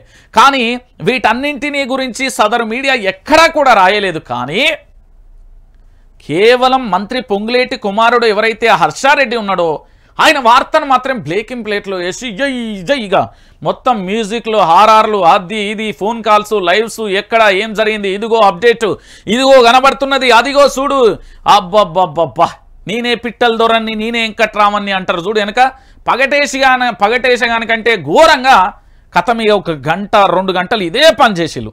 సో ఇదంతా జరిగిన విషయాన్ని మొత్తం అబ్జర్వ్ చేసిరు. ముఖ్యమంత్రి పక్కనే ఉన్నాడు పొంగులేటి శ్రీనివాసరెడ్డి. వెంటనే 15 నిమిషాల తర్వాత ఒక అప్డేట్ వచ్చింది, ఫోన్ వచ్చింది, సార్ సో అండ్ సో జరిగింది అని. అంటే ఆల్రెడీ ఇది మీడియాకి రాకుండా పొంగులేటి శ్రీనివాసరెడ్డి చాలా జాగ్రత్త పడ్డాడు అనేది వాస్తవం. మరి ఇంత క్లారిటీగా కూడా ఎవరు లీకులు ఇచ్చిల్లు అంటే అనుమానాలు వస్తున్నాయి. సదరు ప్రభుత్వ మీడియా ఇవ్వడం వెనుక ఆంతర్యం ఏంటనేది. అయితే కానీ మంత్రి కుమారెడ్డి వార్తను పోటీ పడి మరీ ప్రసారం చేశాయి. మరోవైపు వార్త బయట మీడియాలో వచ్చే సమయానికి ఎవరికి అనుమానం రాకుండా రేవంత్ రెడ్డి పొంగులేటిని పక్కనే పెట్టుకున్నారని తెలుస్తుంది. నేను చెప్పలే, భవిష్యత్తులో పొంగులేటి బీజేపీలోకి వెళ్తే కుమారెడ్డి కేసు కారణంగానే వెళ్లారని ప్రచారం చేసేందుకు ముందుగానే ప్రచారాన్ని ప్రణాళికను రచించారని ప్రచారం జరుగుతుంది. ఇప్పటికే కాంగ్రెస్లో కీలకంగా ఉన్న ఎవరు మన ఉప ముఖ్యమంత్రి గారు ఉన్నారు కదా, పాపం బట్టి విక్రమార్కను టార్గెట్ చేశారని పార్టీలో జోరుగా చర్చ జరుగుతుంది. పలుమార్లు బట్టిని అవమానించి పార్టీ నుండి వెళ్లిపోయేలా ప్లాన్ చేశారని ఆరోపణలు వస్తున్నాయి. యాదాద్రిలో పీట ఘటన మర్చిపోక ముందుకే తుక్కుగూడలో జనజాతర సభలో బట్టి కాన్వాయ్ని అడ్డుకున్నారు. Rachakonda police commissioner driver Srinivas పై చేయి చేసుకున్నారు. ఇలా పలుమార్లు కూడా బట్టిని అవమానించారనే ఆరోపణలు కూడా రేవంత్ రెడ్డిపై వస్తున్నాయి.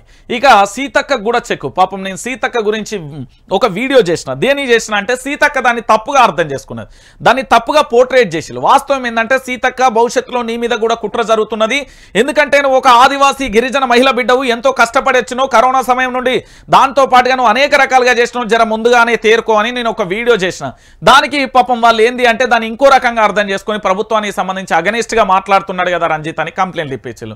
కానీ విషయం ఏంటంటే సీతక్క కూడా చాలా మంది కుట్రలు చేస్తున్నారు. సీతక్క మీద అనేక రకాలుగా కూడా కుట్రలు కుతంత్రాలు జరుగుతున్నాయి. మొదటి దెబ్బ ఎవరైతే తెలంగాణ రాష్ట్ర వ్యాప్తంగా పబ్లిసిటీలలో మంచి పేరు ఉన్నదో ఆ వ్యక్తి మీద ఆల్రెడీ ఒక యాక్షన్ ప్లాన్ అయింది. దాంట్లో భాగంగా సీతక్కని ఇసుక మాఫియాలకు సంబంధించి లింకులో బలైపోయిన పరిస్థితి. ఆ తర్వాత మంత్రి పొంగులేటి, అంతకుముందు బట్టి విక్రమార్క, రేపు ఇంకొక మంత్రిది వస్తుంది. మా బహుశా నాకు తెలిసి ఉగాది రోజే కానుక అనుకుంటా. ఉగాది రోజా ఉగాది తర్వాత అనేది కూడా మనకు తెలియదు. మళ్ళీ ఇంకొక కానుక కూడా ఇంకో మంత్రిది కూడా ఉన్నది. ఇక చూడు, సీతక్కకు చెక్. బట్టి కంటే ముందే చెల్లి సీతక్కకు ముఖ్యమంత్రి రేవంత్ రెడ్డి చెక్ పెట్టారనే వాదనలు కూడా బలంగా వినిపించాయి.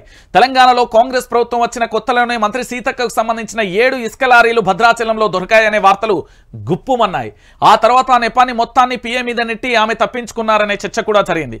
దాంతోపాటు సీతక్కకు క్లోజ్ దోస్తు జాన్ జిగిరి అయిన సబ్ రిజిస్టర్ ఏసీబీ కేసులో దొరకడం వెనుక ప్రభుత్వ పెద్దలే హస్తం ఉన్నది. సీతక్కను లాక్ చేయడం కోసమే ఇదంతా జరుగుతుందనేది కాంగ్రెస్ పార్టీ నుంచి వస్తున్న లీక్. అయితే ఈ వ్యవహారం మొత్తం ముఖ్యమంత్రికి తెలియకుండానే జరుగుతుందా అనే అనుమానాలు కూడా వ్యక్తమవుతున్నాయి. అంటే ఇప్పుడు తెలంగాణకు సంబంధించిన మంత్రులు ఉన్నారు కదా, మంత్రులు ఈ ఫోన్ను పట్టుకోవాలంటే గజ గజ గజ సలికలలో అంటాం కదా, అట్లా వణుకుతున్నారు. దేనికో తెలుసా, మొత్తం వ్యవస్థలో నిఘా మాత్రం ముఖ్యమంత్రి దగ్గర. రేవంత్ రెడ్డిని మీరు తక్కువ అంచనా వేయకండి. నేను చెప్తున్నా కదా, యనుమల రేవంత్ రెడ్డి అనే వ్యక్తి ఒక సామాన్యుడు కాదు, ఒక అసామాన్యుడు. తనకు ఒక బలమైన వ్యక్తిగతంగా ఉండే ఒక టీం ఉన్నది. ఆ టీము వ్యక్తిగతంగా ఎప్పటికప్పుడు అప్డేట్ ఇస్తుంది. Revanth Reddy powerful candidate. ఆయన ఏదన్నా అనుకుంటే ఏదైనా చేస్తాడు. ఆయన కోసం పనిచేసే ఒక టీం ఉంది. దానికి దాదాపుగా 550 నుంచి 1240 మంది టీం మాత్రం ఖచ్చితంగా పనిచేస్తుంది. ఇది ప్రభుత్వానికి సంబంధం లేనిది, ప్రభుత్వంతో సంబంధం కానిది. సో వీళ్ళు అంటే క్లారిటీగా కూడా తెలంగాణ రాష్ట్ర వ్యాప్తంగా కూడా వీళ్ళు పనిచేస్తున్నారు. ఎప్పటికప్పుడు ఇంటెలిజెన్స్ కంటే ఎస్పీ కంటే పూర్తి స్థాయిలో 2 రేట్లు అంత స్పీడ్గా పనిచేస్తున్నారు. రేవంత్ రెడ్డి అనే వ్యక్తి జెడ్పీటీసీ స్థాయి నుండి ఒక పార్టీలోకి వచ్చి ఆ పార్టీ నుంచి ఇంకో పార్టీ, అదే కాంగ్రెస్ పార్టీలోకి వచ్చి అందులో ఉన్న కురువృద్ధులు, రాజకీయంగా ఉన్న వాళ్ళ హేమీలను అందరినీ గిట్ల చేతులతోని దుమ్ము దులిపినట్టు దులిపి అక్కడికి వచ్చి కూర్చున్నాడు. అంటే ఒకటి మీరే ఆలోచించరు, Revanth Reddy is a powerful candidate. Telangana రాష్ట్ర ముఖ్యమంత్రిగా పదవి పోతుందని అందరూ అంటున్నారు. కానీ నాకున్న అప్డేట్ ప్రకారం రేపు పొద్దుగాల ఇంకో పార్టీ అయినా ఆయనే సీఎం. ఇది రేవంత్ రెడ్డి తన యొక్క ప్రభుత్వాన్ని, అధికారులను ఎవరిని నమ్మడు. తన అనుచర వర్గం చాలా భయంకరంగా ఉంటుంది. వాళ్ళు అప్డేట్ ఇవ్వడంలో చాలా స్పష్టం. ఈరోజు మీరు అనుకుంటున్నారేమో కానీ ఎవరైతే ఉప ముఖ్యమంత్రి బట్టి విక్రమార్క కావచ్చు, అతను రేవంత్ రెడ్డికి ఒక నైజం ఉన్నది. అంటే కొన్నింటిని పట్టించుకోడు, కొన్నింటిని సీరియస్గా తీసుకుంటాడు. తన రాజకీయ ఎదుగుదలకి ఎక్కడైనా అడ్డంకి వస్తుందంటే దాన్ని స్ట్రైట్గా వెళ్ళి ఢీ కొడతాడు. అది మాత్రం ఉంది. ఒకప్పుడు అంటే ఆ సబ్జెక్ట్ విషయంలో పక్కన పెడతా, అది అంటే ఒక ప్రెస్ మీట్ వరకు ఏదైనా కాగితంతో పనిచేస్తాడు. కానీ అధికారాన్ని కాపాడుకోవడం కోసం దిక్కులు అన్నింటినీ కూడా ఏకం చేసుకొని కాపాడుకునే ప్రయత్నం అయితే చేస్తుండు. దాంట్లో భాగంగానే ప్లాన్ 1 ఉన్నది, ప్లాన్ బి ఉంది. దీని తర్వాత నేను చాలా క్లారిటీగా చెప్తున్నా. అంటే ఇక్కడ ప్లాన్ బి ప్లాన్ 1 అనేది ఒకసారి మీకు చెప్తే నుర్రి. ఇప్పుడు రేవంత్ రెడ్డి దగ్గర 3 ఆప్షన్లు ఉన్నాయండి. మీరు తెలంగాణ రాష్ట్ర ముఖ్యమంత్రి రేవంత్ రెడ్డిని తక్కువ అంచనా వేయడానికి లేదు. రేవంత్ రెడ్డి అనే వ్యక్తి ఎందుకు ఎంత కామ్గా ఎంత సైలెంట్గా ఉన్నాడు అంటే కొన్ని ఎగ్జాంపుల్స్ కూడా చెప్తా. రేవంత్ రెడ్డి ముఖ్యమంత్రి అయిన తర్వాత ఓ పక్కన మొన్నటికి మొన్న రైతుల యొక్క ఆత్మహత్యలు కొనసాగుతున్నాయి. ఈ ఆత్మహత్యలు కొనసాగుతూ ఉంటే ఇతను ఉప్పల్ స్టేడియంలో క్రికెట్ జూడ్నీకి వేయండు. అంటే ఎంత రిలాక్స్గా ఉన్నాడు, రోడ్లన్నీ మా కోసం ఖాళీగా ఉన్నాయి, ఇది హూందాతనంగా ఉంటాన్రు అని అనుకోవడం మీ యొక్క పొరపాటు. ఇక్కడ జరిగే విషయం ఏంటంటే రేవంత్ రెడ్డి బీఆర్ఎస్ పార్టీకి సంబంధించిన ఎమ్మెల్యేలను సిద్ధం చేసుకున్నాడు. దాంతోపాటు తన వర్గానికి సంబంధించిన వ్యక్తులను తన ఆధీనంలో తెచ్చుకున్నాడు. రేపు కేంద్రంలో ఏ ప్రభుత్వం వస్తుందో దానికి అనుగుణంగా నడుస్తాడు. రేపు పొద్దుగాల ఏంది ఎన్డీఏ కూటమి అంటే ఇండియా కూటమి కనుక అధికారంలోకి వస్తే రాహుల్ గాంధీకి ఇక దోస్తు లెక్క అయిపోతాడు. వాస్తవంగా చెప్పాలంటే దోస్తు అయిపోతాడు. లేదు అక్కడ భారతీయ జనతా పార్టీ అధికారంలోకి వచ్చింది, వెంటనే ప్లేట్ ఫిరాయించి తన సైన్యంతో వెళ్ళి అక్కడ రేవంత్ ఏం చేస్తాడంటే కుర్చీలో కూర్చోవడానికి ప్రయత్నం చేస్తాడు. ఇంకొకటి ఏంటి అంటే ఇప్పటి వరకు తాను వ్యూహాత్మకంగా సక్సెస్ అయిందంటే 3 ఘట్టాలు ఉన్నాయి. ఒకటి ఉప ముఖ్యమంత్రి బట్టి విక్రమార్కను డ్యామేజ్ చేయడం, దాంతోపాటు సీతకు సంబంధించిన లాక్ చేయడం. ఎందుకంటే అక్కడ తస్లిమా అనే సబ్ రిజిస్టర్ ఎవరైతే ఉన్నారో తను నాకు తెలిసి సోషల్ మీడియాలో ఎంత టాప్గా ఉందో అదే స్థాయిలో కూడా మీరు సోషల్ మీడియాలో చూసేటన్ని నిజాలు కాదు అనే విషయాన్ని ఒకటి తెర మీద తేవడం. మూడోది ఇంకొకటి ఏంటంటే రేవంత్ రెడ్డి దగ్గర ఉన్న విషయం ఏంటి అంటే తను ప్రభుత్వం ఇంటెలిజెన్స్ వీళ్ళందరికంటే తన వ్యక్తిగత సిబ్బందికి ఎక్కువ విలువిస్తాడు, వాళ్ళని మాత్రమే నమ్ముతాడు. ప్రధానంగా రేవంత్ రెడ్డి చుట్టూ ఉన్న వేం నరేందర్ రెడ్డి ఉన్నాడు. ఇప్పుడు వేం నరేందర్ రెడ్డి అన్ని తానే చూసుకుని ఓటుకు నోటు కేసు ముందు నుండి కూడా వీళ్ళిద్దరు దోస్తులు. కానీ అదే వేం నరేందర్ రెడ్డి కూడా చుట్టూ నిఘాలో ఉన్నాడు అనే విషయం ఆయనకు కూడా తెలియదు. అట్లుంటది రేవంత్ రెడ్డి స్కెచ్. నేను చెప్తున్నా కదా, రేవంత్ మార్క్ వెనుక చాలా ఉన్నది అనేది విషయాన్ని తెలుసు. ఎందుకు అంటే తెలంగాణ ప్రజలారా ఈయనే ఏంది అంటే బ్లాక్మెయిల్ స్థాయి నుంచి పైకి వచ్చిండు, లేకపోతే రాజకీయంగా పైకి వచ్చిండు. రాజకీయ నాయకులు పరస్పర ఆరోపణలు సహజం. బీఆర్ఎస్ వాళ్ళు కాంగ్రెస్ బీజేపీ లేకపోతే కమ్యూనిస్టులు లేకపోతే ఇతర పార్టీలు సహజం. కానీ ఆరోపణల వెనుక ఉండే మర్మం ఏంటంటే ఈ రోజు వరకే తెలంగాణ బిడ్డలు చాలా క్లియర్గా తెలుసుకోవాల్సిన విషయం ఒకటే, ఈ రోజు తిట్టుకున్నాడు రేపు కండువా మార్చుకుంటాడు. రాజకీయాలలో శాశ్వత శత్రువులు ఉండరు, శాశ్వత మిత్రులు ఉండరు. అదంతా ఒకటే కుటుంబం, అదంతా ఉమ్మడి కుటుంబమే. కానీ కేవలం ఏంది అంటే ఎదుగుదల కోసం ఒకరిపై ఒకరు చేసుకుంటారు తప్ప వాళ్ళకి ఏదన్నా ఇప్పుడు మీరు గతంలో ఓటుకు నోటు కేసులో రేవంత్ రెడ్డిని అరెస్టు చేసి అర్ధరాత్రి తలుపు బద్దలు కొట్టినప్పుడు వారి యొక్క సతీమణి డైరెక్ట్ కాల్ ఎవరికి చేసింది? మాజీ మంత్రి హరీష్ రావుకు పోయిందని అప్పుడు మీడియాలో గుప్పుమని. దాంతోపాటు ఇంకొక విషయం, ఈరోజు కవిత అరెస్ట్ అయితే ఆ కాలు ప్రధానంగా ఢిల్లీలో ఏ ఆఫీస్లో మోగింది అదొక విషయం. దాంతోపాటు ముఖ్యమంత్రి రేవంత్ రెడ్డి గారు అరెస్ట్ విషయాన్ని తెలుస్తున్న తర్వాత ఏం చేసిండు అదొక విషయం. క్లియర్ కట్గా ఏంది అంటే రాజకీయం అంతా వాళ్ళది ఒక కుటుంబం, ఉమ్మడి కుటుంబం. దీంట్లో బలయ్యేది ఎవరో తెలుసా? నిజమైన కార్యకర్త జెండా మోస్తాడు, ధర్నా చేస్తాడు, రాస్తారోక చేస్తాడు, స్టేషన్కి వెళ్తాడు. ఏంది అంటే 5 రూపాయలు ఛాయ తాగుతాడు. అవసరమైతే ఆ పార్టీ జెండా కోసం ఆహర్నిశలు ఇల్లు కుటుంబాన్ని బంధాన్ని బంధుత్వాన్ని స్నేహితులను అన్ని వదిలేస్తాడు. తనకు కావాల్సింది తన పార్టీని గెలిపించుకోవడం. అతను మోసపోతాడు.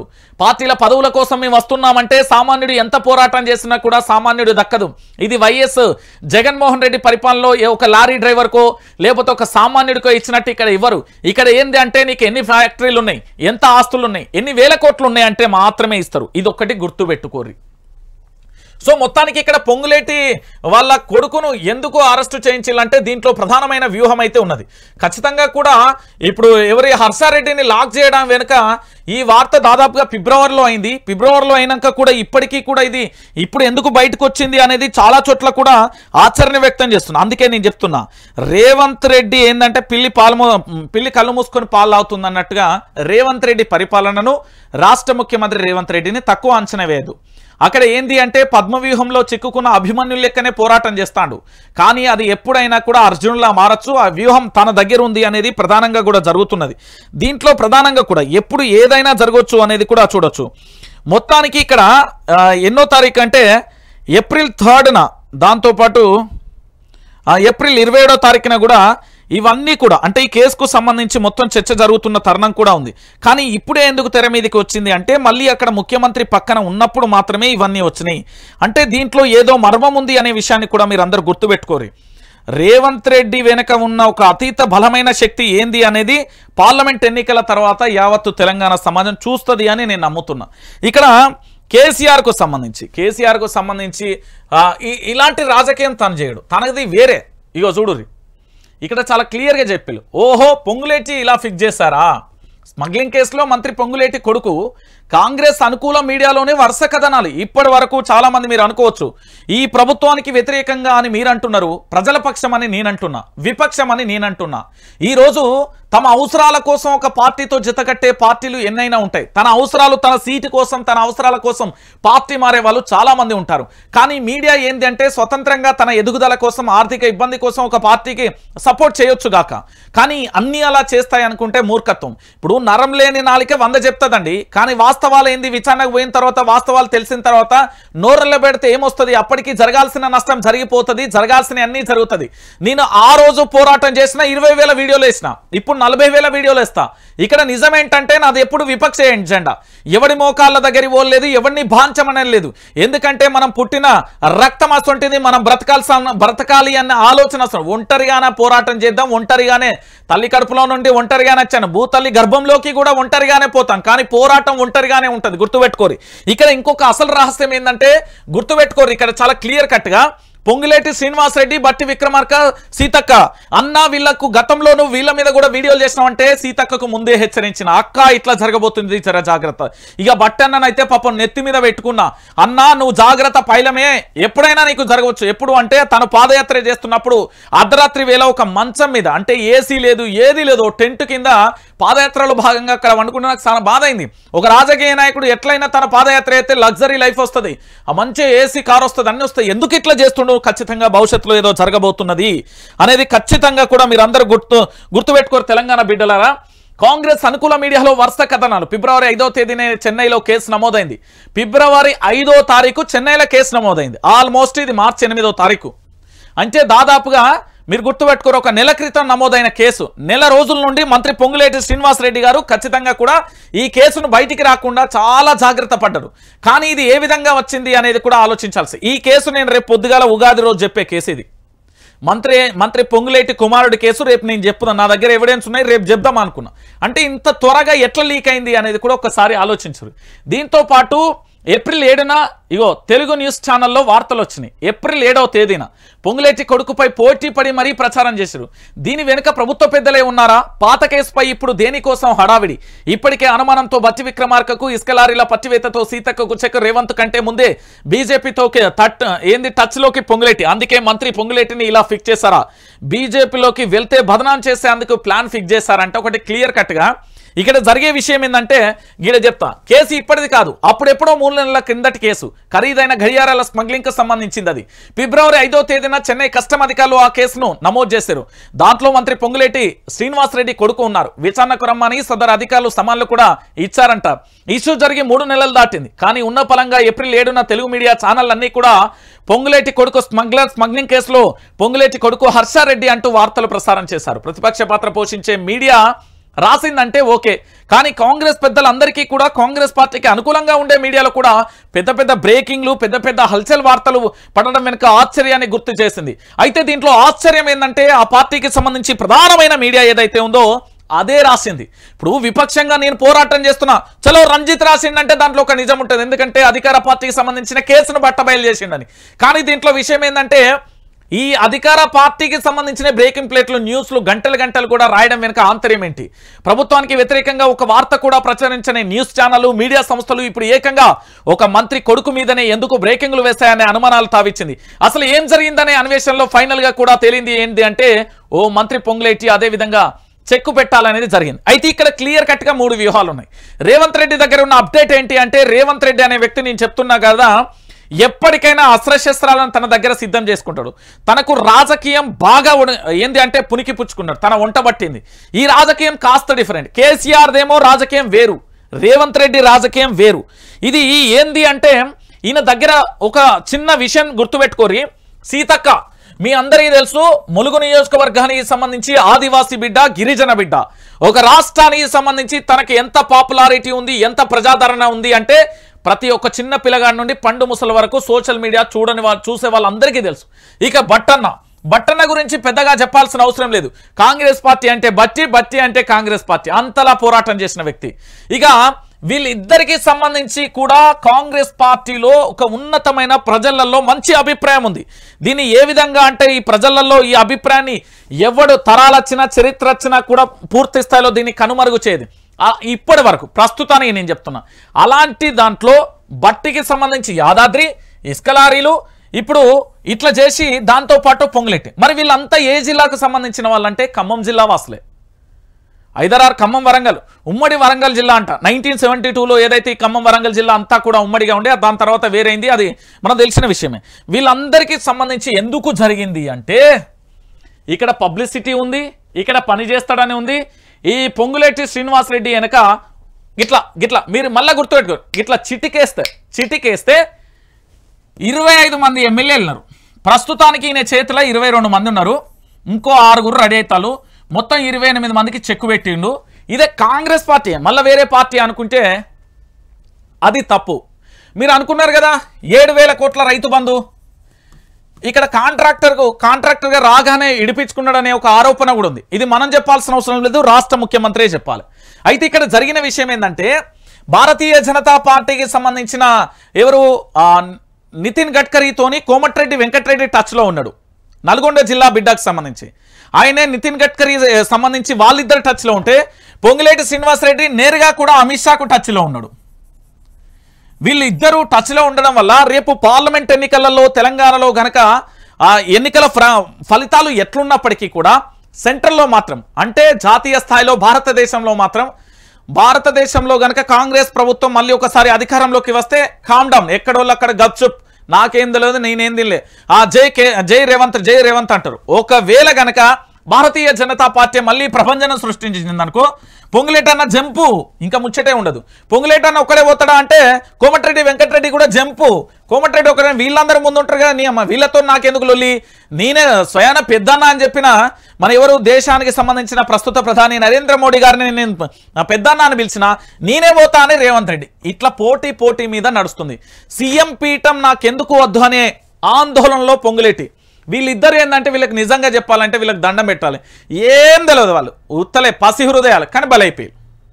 రాజకీయంగా నేను చెప్పేది వేరే విషయాలు కాదు, రాజకీయ ఎత్తుగడలు పాపం వీళ్ళిద్దరికి తెలియదు. సీతక్కకు పొంగులేటికి మన ఎవరు బట్టికి ఇక్కడ సీఎం కావాలనే ఆశతో ఉన్నాడు పొంగులేటి, సీఎం కావాలని కలలుగా అంటున్నాడు కోమటిరెడ్డి.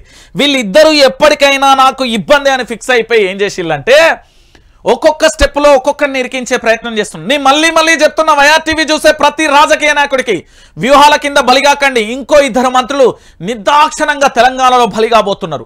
బహుశా నేను చెప్పే అంశాలు ఏంటంటే మంచిగా ఉగాది రోజు ఇదొక వార్త, దీనితో పాటుగా బక్క జెర్సన్కు సంబంధించిన జరిగిన అన్యాయం జరగబోతుంది. అంటే ఉగాది తర్వాత సస్పెండ్ అయ్యేది, కానీ ముందే చేసిన పరిస్థితి ఎందుకు అనేది కాస్త ఆందోళన కలిగించిన విషయం. ఈ 2 జరగబోతాయని బ్రేకింగ్ వేసుకున్నా.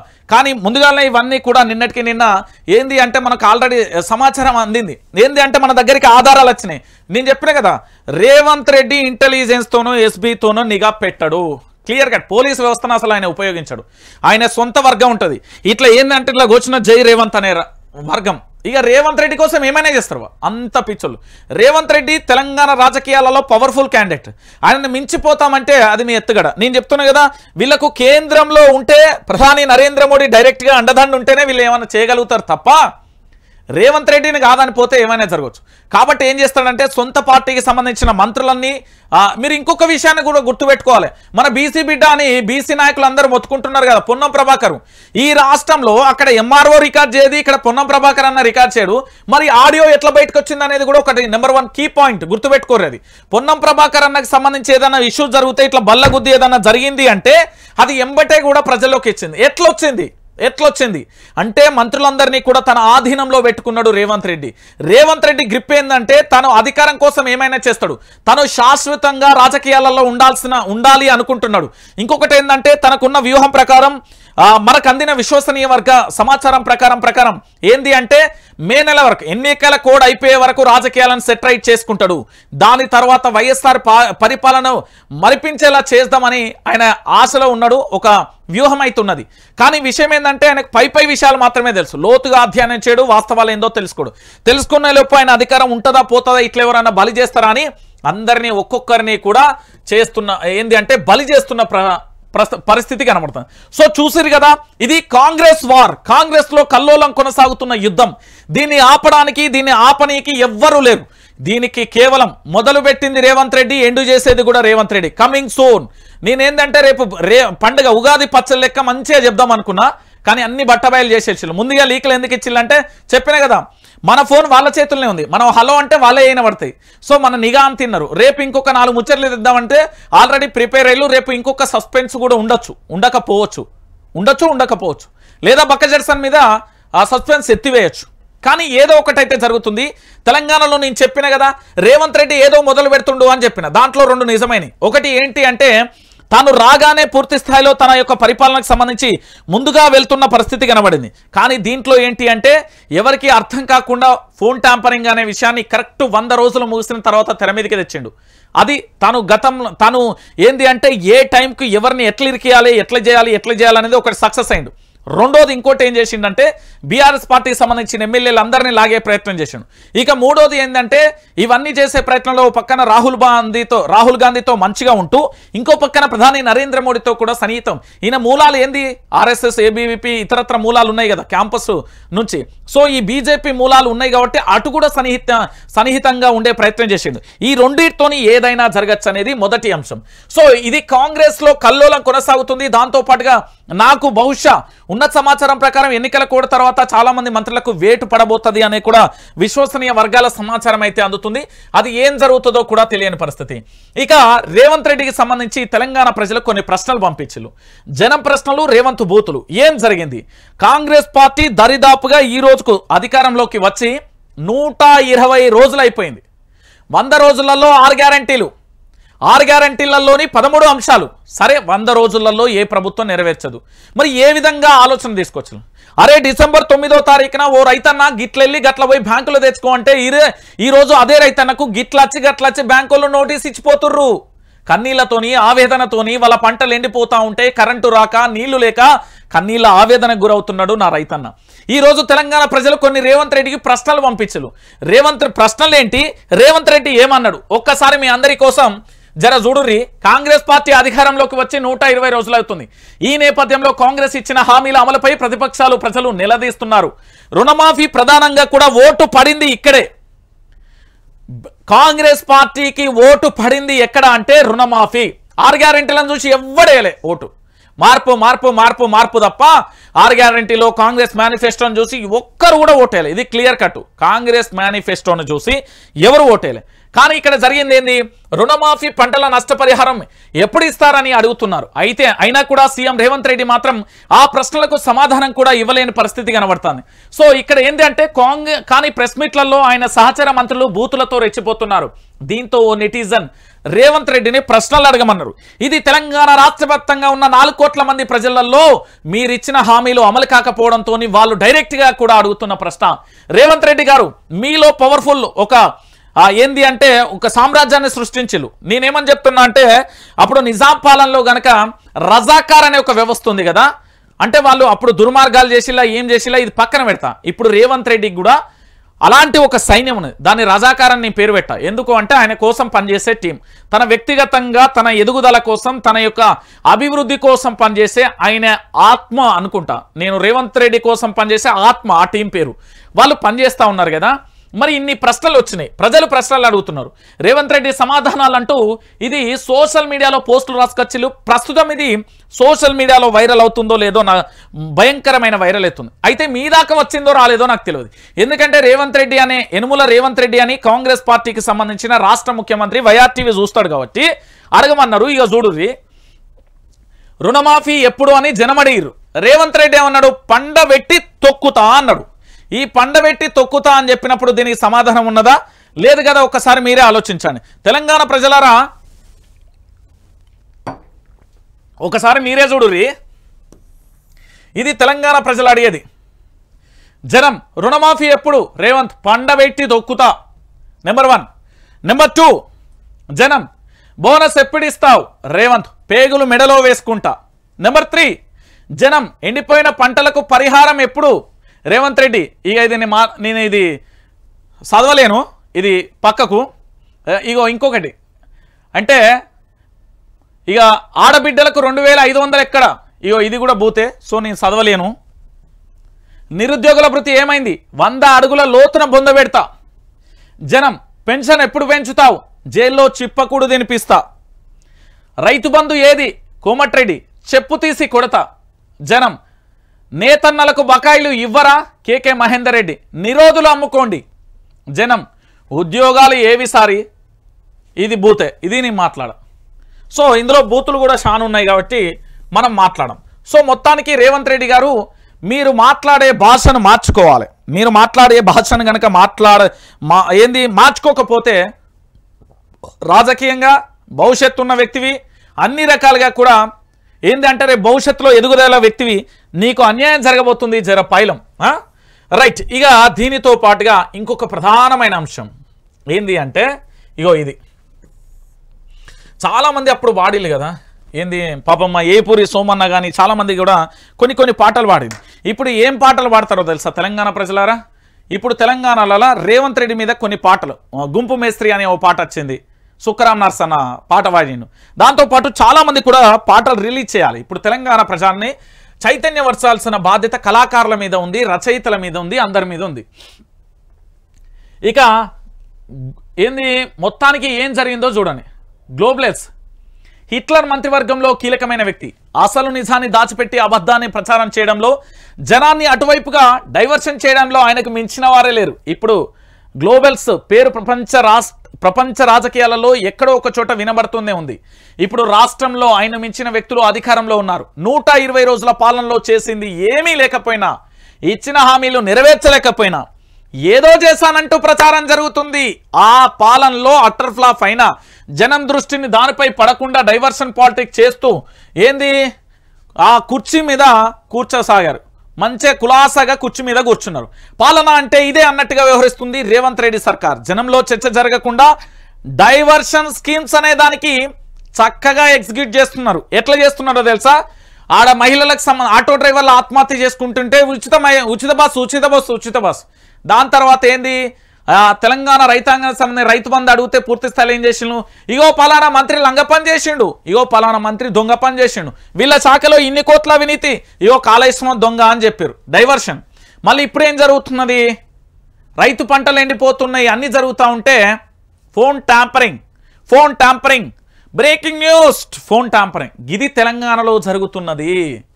ఇక చూడురి, పాలన అంటే ఇదే అన్నట్లుగా వ్యవహరిస్తుంది రేవంత్ సర్కార్. జనంలో చర్చ జరగకుండా డైవర్షన్ స్కీమ్ అనే దాన్ని చక్కగా ఎగ్జిక్యూట్ చేస్తున్నారు. కాంగ్రెస్ ఇచ్చిన హామీలన్నీ రేవంత్ సర్కార్ గంగలో కలిపిన ఆ ఊసే లేకుండా చేయడానికి అనుకూల మీడియాలో రకరకాల కథనాలను వండి వార్చుతున్నారు. ఎవరైనా ఒక్కసారి మోసం చేయవచ్చు, 2 సార్లు మోసం చేయొచ్చు, కానీ ఎల్లకాలం మోసం చేయరనే విషయానికి రేవంత్ అండ్ టీం ఎందుకు మర్చిపోతున్నారో ఈ యొక్క క్వశ్చన్ నాకు కూడా అర్థం కావట్లేదు. చేతగాని డైవర్షన్ పాలకుడు శ్వేతపత్రాల నుంచి ఫోన్ ట్యాంపరింగ్ దాకా ప్లానింగ్ ప్రకారమే చర్చను డైవర్షన్ చేసి, నేను చెప్పిన కదా రేవంత్ రెడ్డి పక్క రాజకీయాలు మొత్తం ఇట్లా అదేంది మన ఊళ్ళల్లో దయ్యం పడుతుందంటారు చూడు, మన దేవతను కూడా చెప్తారు అన్నట్టు, అట్లా రాజకీయాలు రేవంత్ రెడ్డికి వంట వచ్చినాయి. ఈ రేవంత్ రెడ్డి ఊరమాస్ రాజకీయం అది వేరుంటుంది. నేను చెప్పిన కదా డైవర్షన్లో ఈయనకు మించిన మహానుభావుడే లేడు రాజకీయాల్లో. నాకు తెలిసి ఏ రాష్ట్రంలో కూడా లేడు. అంత ఆయన పేరేం పేరు, ఎన్నికల స్ట్రాటజీ ప్రశాంత్ కిషోర్కు తాత ఆ ఆలోచనలలో. నేను చెప్తున్నా కదా ఇప్పుడు 100 రోజులలోనే ఎందుకింత వ్యతిరేకత?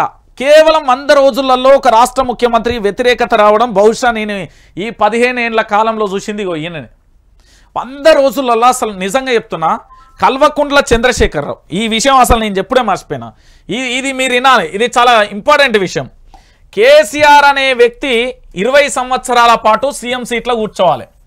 తెలంగాణ సీఎం కేసీఆర్ 20 సంవత్సరాల పాటు కూకోవాలి. కానీ ఈయన చుట్టూ ఉండే భజన బ్యాచ్, ఈయన చుట్టూ ఉండే ఇన్ఫార్మర్లు, ఈయన చుట్టూ ఉండే లీకుల సార్లు, ఈ చుట్టూ ఉండే ఎమ్మెల్యేల దందాలు, ఈ చుట్టూ ఉండే అరాచకాలు, వీటి వల్ల కేసీఆర్ ఓడిపోయిండు. నిజంగా చెప్పాలంటే కేసీఆర్ అనే వ్యక్తి దిల్దార్ మనిషి. ఏమ్రా ఎల్లన్నా ఏం కావాలంటే, అయ్యా పటేలా జర పానం మంచి లేదో 10,000 కావాలంటే లచ్చిచ్చే మనిషి.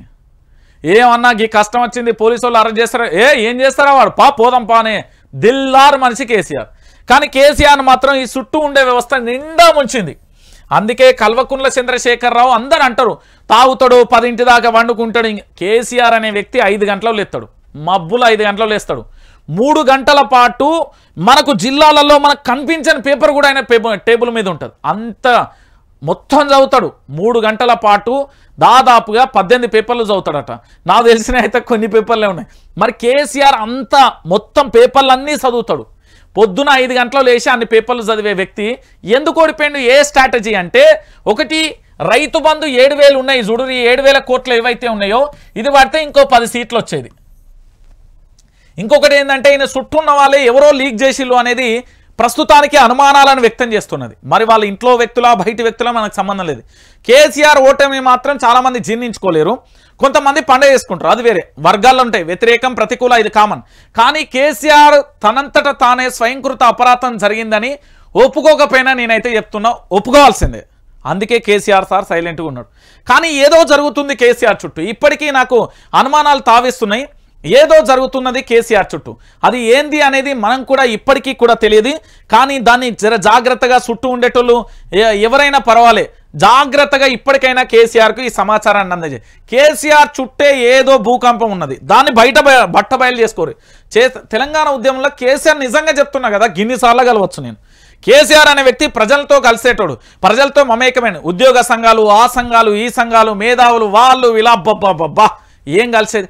కానీ కేసీఆర్ చుట్టూ ఎవరో నాకు తెలిసినంతవరకు రేడియేషన్ మొత్తం కూడా ఒక భూకంపాన్ని సృష్టించే వ్యక్తులు ఎవరో ఉన్నారు, లీకులు చేసి వాళ్ళ వల్లనే ఇది జరిగింది అనేది అయితే సమాచారం అయితే మనకు విశ్వసనీయ వర్గాలు. ఎందుకంటే నేను తెలంగాణ రైతాంగం పంటలు ఎండిపోతూ ఉంటే కేసీఆర్ చూస్తూ ఊడుకోరు అన్నా వచ్చిండు, పంటలలో వేణు. కేసీఆర్ అనే వ్యక్తి నిరంతరం ఏది ప్రజల కోసం పనిచేస్తాడు. ఆయన పొద్దుగాల 5 గంటలకు లేస్తాడు, లేదంటే సీసీ కెమెరా ఇదే రాష్ట్ర ముఖ్యమంత్రిని పెట్టమనురి, అవునో కాదో కూడా తెలుసుకోరి. కేసీఆర్ పొద్దుగాల 5 గంటలు ఎత్తాడు. ఇంకోటి ఆయన తాగుతాడని ఏదో సన్నాసులు అందరూ ఓడతారు. కానీ కేసీఆర్ మొత్తం తాగులు లేదురా నాయన, అది ఎప్పుడో దుకాణం బంద్ అయింది 1947 గతంలో బంద్ అయింది. ఎందుకు? సీఎం అయినాక ఇప్పుడు రేవంత్ రెడ్డి ఉన్నాడు, రేవంత్ రెడ్డి కూడా తాగుతాడు చేస్తాడని ముఖ్యమంత్రికి వచ్చినాక అందరూ మారాల్సిందే. అది ఎవడైనా మారాల్సిందే, 10 మందికి ఆదర్శంగా ఉండాలి, లేకపోతే వేరైతుంది సినిమా. ఇగో ఇక్కడ డైవర్షన్ రాజకీయాలలో రేవంత్ రెడ్డి డైవర్షన్ ఏంటంటే, రేవంత్ రెడ్డి దగ్గర ఒక క్లియర్ కట్ ఎజెండా ఉంటుంది. ఈయన ఏం చేస్తాడు అంటే తన చుట్టూ ఉండే అభిమానులు, తన ఆత్మ, నేను చెప్పిన కదా ఆ టీం పేరు ఆత్మ, ఆ టీం అంతా పూర్తి స్థాయిలో పర్టికులర్ విషయాలు తెస్తుంది, అదంతా తెచ్చి పెడుతుంది. ఈయన డైవర్షన్ ఏ సమయంలో ఏ సందర్భంలో ఏం చేయాలి చేస్తాడు. That is Revanth Reddy. రేవంత్ రెడ్డిని తక్కువ అంచనా వేసి మంత్రులు, మాజీ మంత్రులు, ఎమ్మెల్యే రేవంత్ రెడ్డి ఏం అనకుర్రి.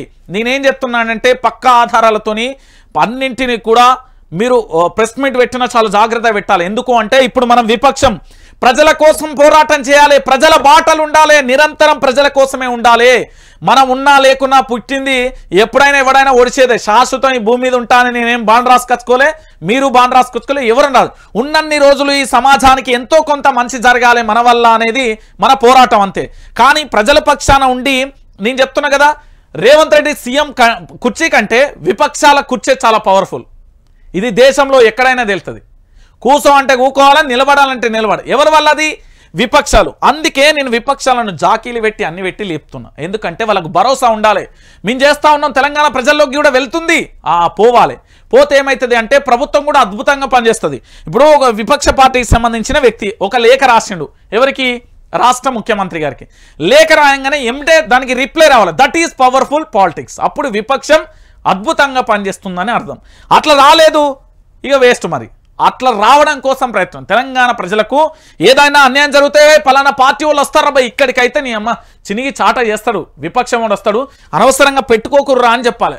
అట్లా రేవంత్ రెడ్డిని వీళ్ళ అష్టదిగ్బంధనం చేసుకోవచ్చు విపక్షాలు. కానీ వాళ్ళలో మ్యాజిక్ లేదో పవర్ లేదో నాకు అర్థం కావట్లేదు. రాజకీయం చాలా సింపుల్. అది నాకు తెలిసినంత మాత్రం నాకు అవపోసన వచ్చిన ప్రకారం ఏంటి అంటే ఆట అసలు గేమ్ విపక్షమే సురువు చేయొచ్చు. అధికార పార్టీ చేతిలో ఏముండదు. వీళ్ళకు అప్పుల కుప్పలు ఉన్నాయి, ఉద్యోగాలు ఎట్లా ఇవ్వాలి, ప్రభుత్వాన్ని ఎట్లా నడపాలి, జీతాలు ఎట్లా ఇవ్వాలి, ఇన్కమ్ ఎట్లా తేవాలి, అప్పులు తెచ్చుకుంటూ పోతే జనం తూ అంటారు, రేపు పొద్దుగాల మనం ఇచ్చిన హామీలు నెరవేర్చకపోతే చీచి తూ అంటారు. ఇన్ని బాధలు ఉంటాయి. విపక్షానికి ఏముంటాయి? పలానా చోట పంట ఎండిపోయింది, జై తెలంగాణ కూసోవాలి, ఇగో ఈ రైతుకు అన్యాయం జరిగింది, పలానా చోట రైతు ఆత్మహత్య చేసుకున్నాడు, పోదాం పదా చెలో రైతు పక్కన కూర్చుందాం, ఈ కుటుంబానికి న్యాయం చేయండి, 6 లక్షలు కాదు 10 లక్షలు కాదు 20 లక్షలు ఇవ్వండి అని చేయొచ్చు. విపక్షానికి ఉన్నంత పవరు అధికారంలో ఉన్నదానికి ఉండదు, గుర్తుపెట్టుకోరు. కానీ డైవర్షన్ వ్యూహకర్త అనొచ్చు ఒక దశలో. ఎందుకు చెప్తున్నా అంటే వ్యూహాలను పదునైన ఆయుధాలతో పెడతాడు ఈయన. ఇక దానితో పాటుగా ఫెయిల్యూర్స్ నుండి దృష్టి మరస్తూ రోజుకో అంశాన్ని తెరకు తెస్తున్నవైన ఫెయిల్యూర్స్ అంటే నేను చెప్తున్నా నల్గొండ భువనగిరికి సంబంధించిన 2 చిన్నారులు చనిపోయారు. వాళ్ళు ఏ విధంగా చనిపోయారు, వాళ్ళు సూసైడ్ చేసుకున్నారు, ఏదో జరిగిందన్నారు. కానీ ఇప్పటి వరకు ఆ అంశం తెర మీదకి రాలే. అదే కేసీఆర్ పాలన ఆడపిల్లలకు రక్షణ లేదని ఒకరు, ఇట్లా జరిగిందని ఒకరు. ఇప్పుడు మరి మహిళా మంత్రులు అంతమంది ఉన్నారు, ఏ ఒక్కరన్నా మాట్లాడంగా మీరు చూసిర్రా? పోనీ ఆ కుటుంబానికి ఇప్పటికీ ఒక్కరన్నా పోయి పరామర్శ చేసిల్లో తెలుసా? చెయ్యరు, చెయ్యనియ్యడు అనే వ్యూహం వేరే. అందుకే విపక్షం రావాలి. డైవర్షన్ కోసం మీడియా మేనేజ్మెంట్ నేను చెప్పిన కదా, వాళ్ళకు మీడియా సంస్థలు దగ్గర 14 ఉన్నాయి, గట్టిగా పనిచేసేటి 8 ఉన్నాయి, క్లియర్ కట్. అందులో ఇక 4 నెలలు దాటిన పాలనపై సాధించని పట్టు. అనుకూల మీడియాలో పెద్ద హెడ్డింగ్లు. ఏంది అంటే అడ్మినిస్ట్రేషన్ తెలియదు, ఎందుకంటే తను ఒక మంత్రిగా పనిచేసిన అనుభవం లేదు. పోనీ మంత్రులుగా పనిచేసిన వాళ్ళని పక్కన ఉంచుకున్నాడు అంటే అది లేదు. ఎవరెక్కడ తన మీద చిక్కుకుంటారో అని ఎవరిని ఎక్కడ పెట్టాలో అక్కడనే పెడతాం. That is Revanth Reddy. చెప్తున్నా కదా, తన డైవర్షన్ రాజకీయాలు జబర్దస్త్గా చేస్తాడండి.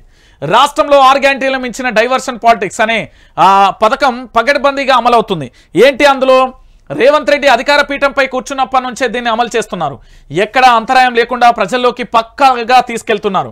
జనాలను పక్కుదో పట్టిస్తున్న స్కీమ్ ఇది. హస్తం పార్టీ తప్పులను ఎవ్వరూ ఎంచకుండా వాటిపై ఎవరూ ఆలోచించేంత సమయం ఇవ్వకుండా వారి చూపును వేరే వాటిపై మళ్లిస్తున్నారు.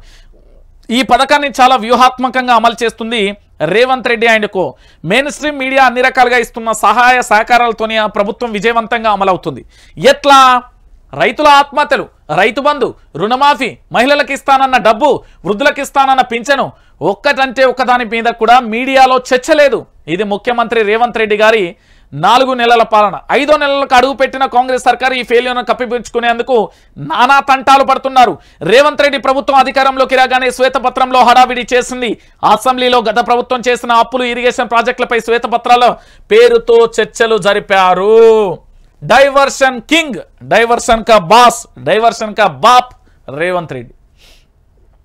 ఆ డైవర్షన్ అంతా రాకుండా, ఆ డైవర్షన్ ఎవరూ పట్టించుకోకుండా పని చేయాలంటే ఎవరు చేయాలి? విపక్షం ఓ సమస్య మీద కూర్చున్నది అంటే వీళ్ళ ట్రాప్లో, విపక్షం ట్రాప్లో ప్రభుత్వం పడాలి. కానీ ప్రభుత్వం ట్రాప్లో విపక్షం పడితే గోవింద. అందుకే ప్రజల పక్షాన పోరాటం కావాలి.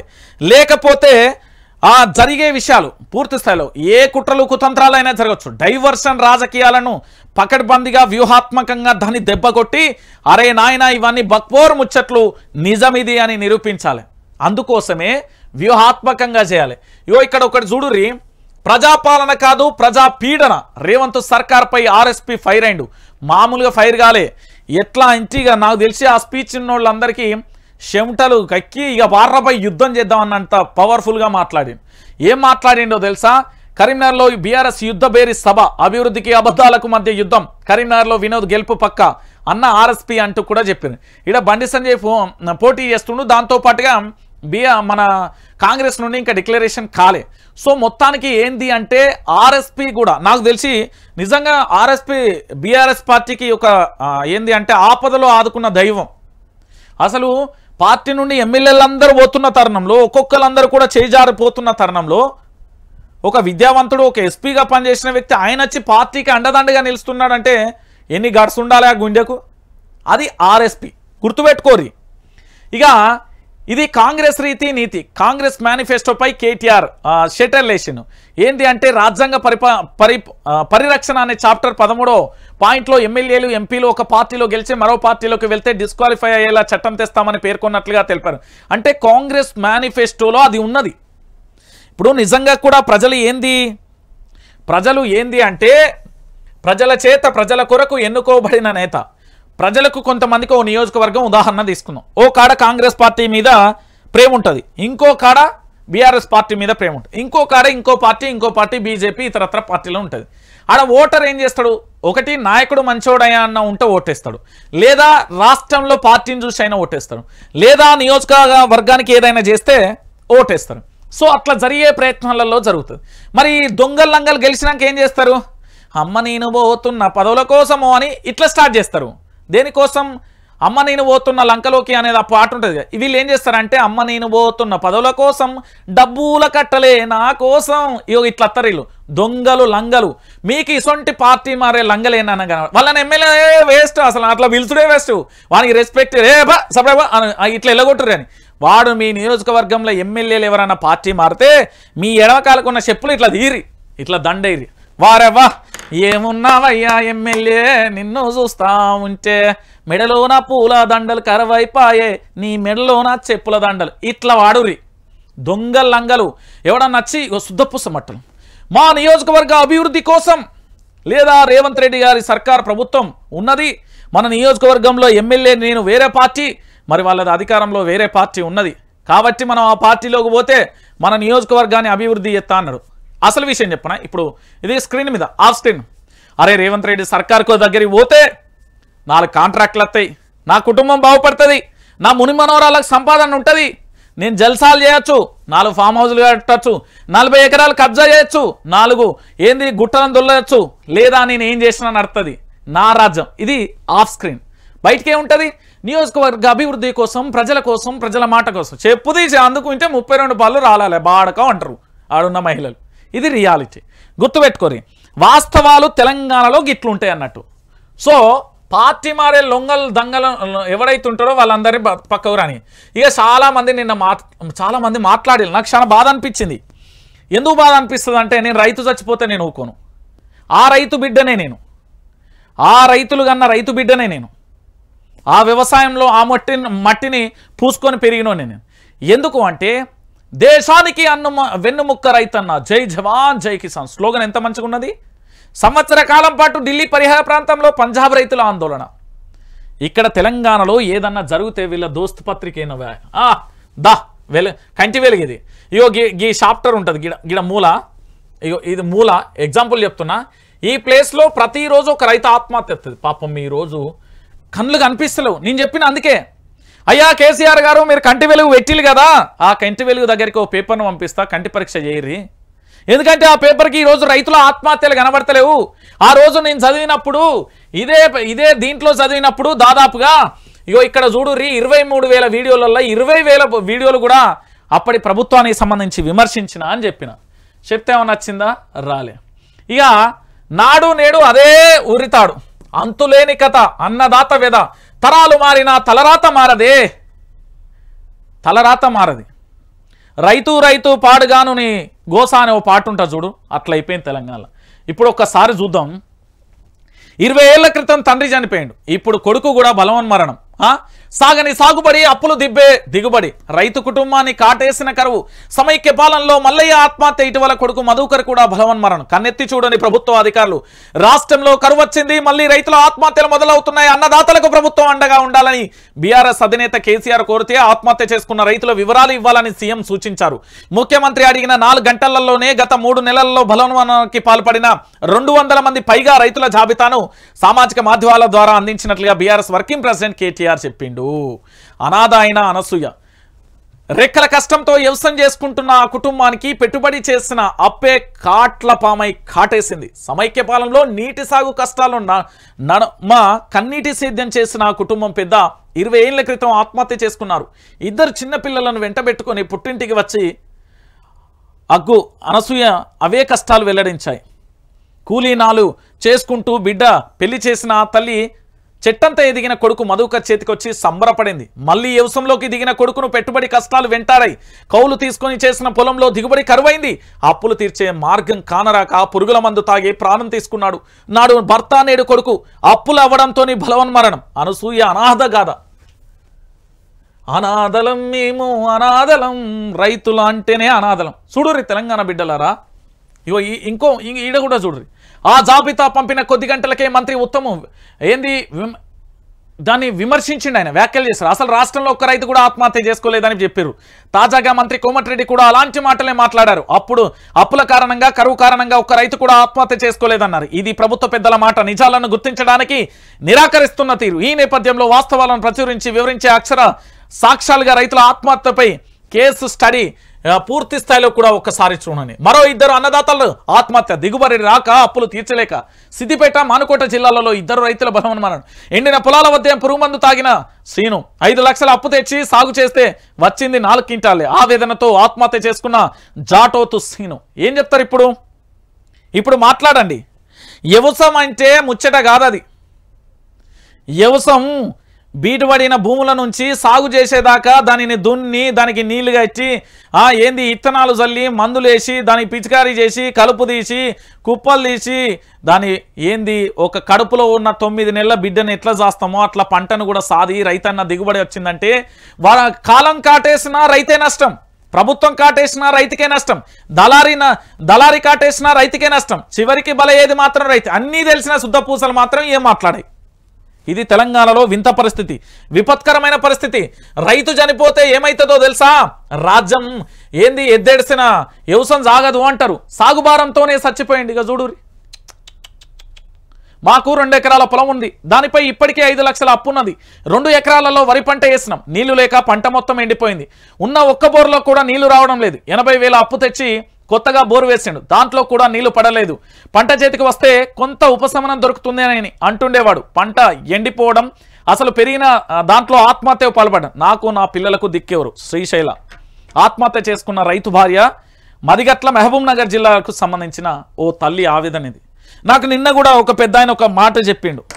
ఏమని చెప్పిండంటే, కొడుక 9 నెలల పాటు నా కొడుకును 9 నెలల పాటు కష్ట నష్టాలు పోసి తిరిగని ఏంది పుట్టా చెట్లు లేవు. నా కొడుకు ఓ కొడుకు పుట్టిండు, బంగారం లాంటి కొడుకు. వ్యవసాయం చేసినాం, వాడు చదివిపించినాం. చివరికి వాడికి వ్యవసాయం మీదనే మంచిగా అనిపించింది, వచ్చిండు. సరే నా కొడుకు నాతోనే ఉంటాడు, ఏ పట్టణానికి ఎందుకు కళ్ళ ముంగట ఉంటాడు, కష్టం వచ్చినా ఏదొచ్చినా నా కొడుకే కదా ఉన్నాడు, ఒక్కడే కొడుకు కదా అనుకున్నారట. వ్యవసాయంలో దించిళ్ళు, పెళ్లి చేసిళ్ళు. పెళ్లి చేసినాక ఏమైంది? వ్యవసాయానికి ఇచ్చిళ్ళు, కరువు వచ్చింది, కాటేసింది, ఆత్మహత్య చేసుకున్నాడు. ఈరోజు అనాథాలుగా మారిన కుటుంబానికి ఈ ప్రభుత్వాలు ఏం సమాధానం చెప్తాయండి? ఎప్పుడూ రైతు ఆత్మహత్య చేసి, నేను ఈ ప్రభుత్వాన్ని కాదు అన్ని ప్రభుత్వాలని అంటాను. గిట్లయితే ఎట్లా? ఒకసారి మీరే ఆలోచించండి. ఓ నా తెలంగాణ బిడ్డలారా, ఈరోజు మన రైతులు ఆత్మహత్య చేసుకుంటే దేనికి చూడనీకి ఉన్నాం? ఎందుకోసం చూడనీకి ఉన్నాం? తెలంగాణ బిడ్డలారా, మళ్ళీ జరుగుతున్న ఈ అంశాన్ని కూడా చూడొచ్చు. ఇంకొక అంశాన్ని ఏంటంటే, ఇక చూడు, ఇవేంది మీకు ఖాళీ డ్రమ్ములు దొరకబడాను. ఎక్కడ దొరుకుతున్నాయి అనుకుంటున్నారు? మార్కెట్ అనుకుంటున్నారా? ఇది నీళ్ళ కోసం. ఇవన్నీ దేనికోసం? హైదరాబాద్ మహానగరం మంచిళ్ళ కోసం అల్లాడుతున్నది. బిందెలతో పరుగులు తీస్తున్నది. ట్యాంకర్ల వద్ద తోపులాటలు మళ్ళీ కనిపించాయి. రోజుకు సగటున 6,500 పైగా కూడా వాటర్ ట్యాంకులు బుక్ అవుతుండడం పరిస్థితి తీవ్రతకు అద్దం పడుతున్నది. ఇది మార్చే ఇంకో నెల ఉన్నది. ఇక ఎండాకాలం మే నెల అత్తే వామ్మో చెవుంటలేదే. ఎట్లా అంటే అట్లా అయిపోతాయి. ఇంకా దీని వెనుక పరిస్థితి ఏంది అంటే, బస్తీలు శివారు ప్రాంతాలలో నీటి గోస మరింత తీవ్రంగా ఉన్నది. వచ్చే కొంచెం నీటి బిందెలు డ్రమ్ములలో నీళ్లు ఉంచుకొని దినచర్యకు వాడుతున్నారు. సైబరాబాద్లోని సింగరేణి కాలనీలలో స్థానికులు నీటిని పట్టుకునేందుకు ఇండ్ల ముందు పెట్టుకున్న డ్రమ్ములు ఇవి. ఒక్కసారిగా ఆలోచించురు తెలంగాణ బిడ్డలారా. ఓ నా తెలంగాణ బిడ్డలారా, ఎవడి పాలైంది రో తెలంగాణ, ఎవడేలుతున్నాడు రో తెలంగాణ. ఇదొకటి. ఇంకోటి, గోదారి చుట్టూ నీళ్లు ఉండి సుఖ దొరకని తెలంగాణ భూమి, మాది తెలంగాణ భూమి. ఇది కథ. తెలంగాణలో ఏం జరుగుతున్నదన్నా? ఓ అన్న, తాగనీకి నీళ్లు లేవు, వ్యవసాయం చేద్దామంటే నీళ్లు లేవు. పరిస్థితి ఏమో గిట్లున్నది. గింత మంచిగా డ్రమ్ములు కనబడుతున్నాయి. ఇప్పుడు ఏం చేద్దామన్నా? గింత జరుగుతూ ఉంటే ఏం చేద్దామంటున్నా?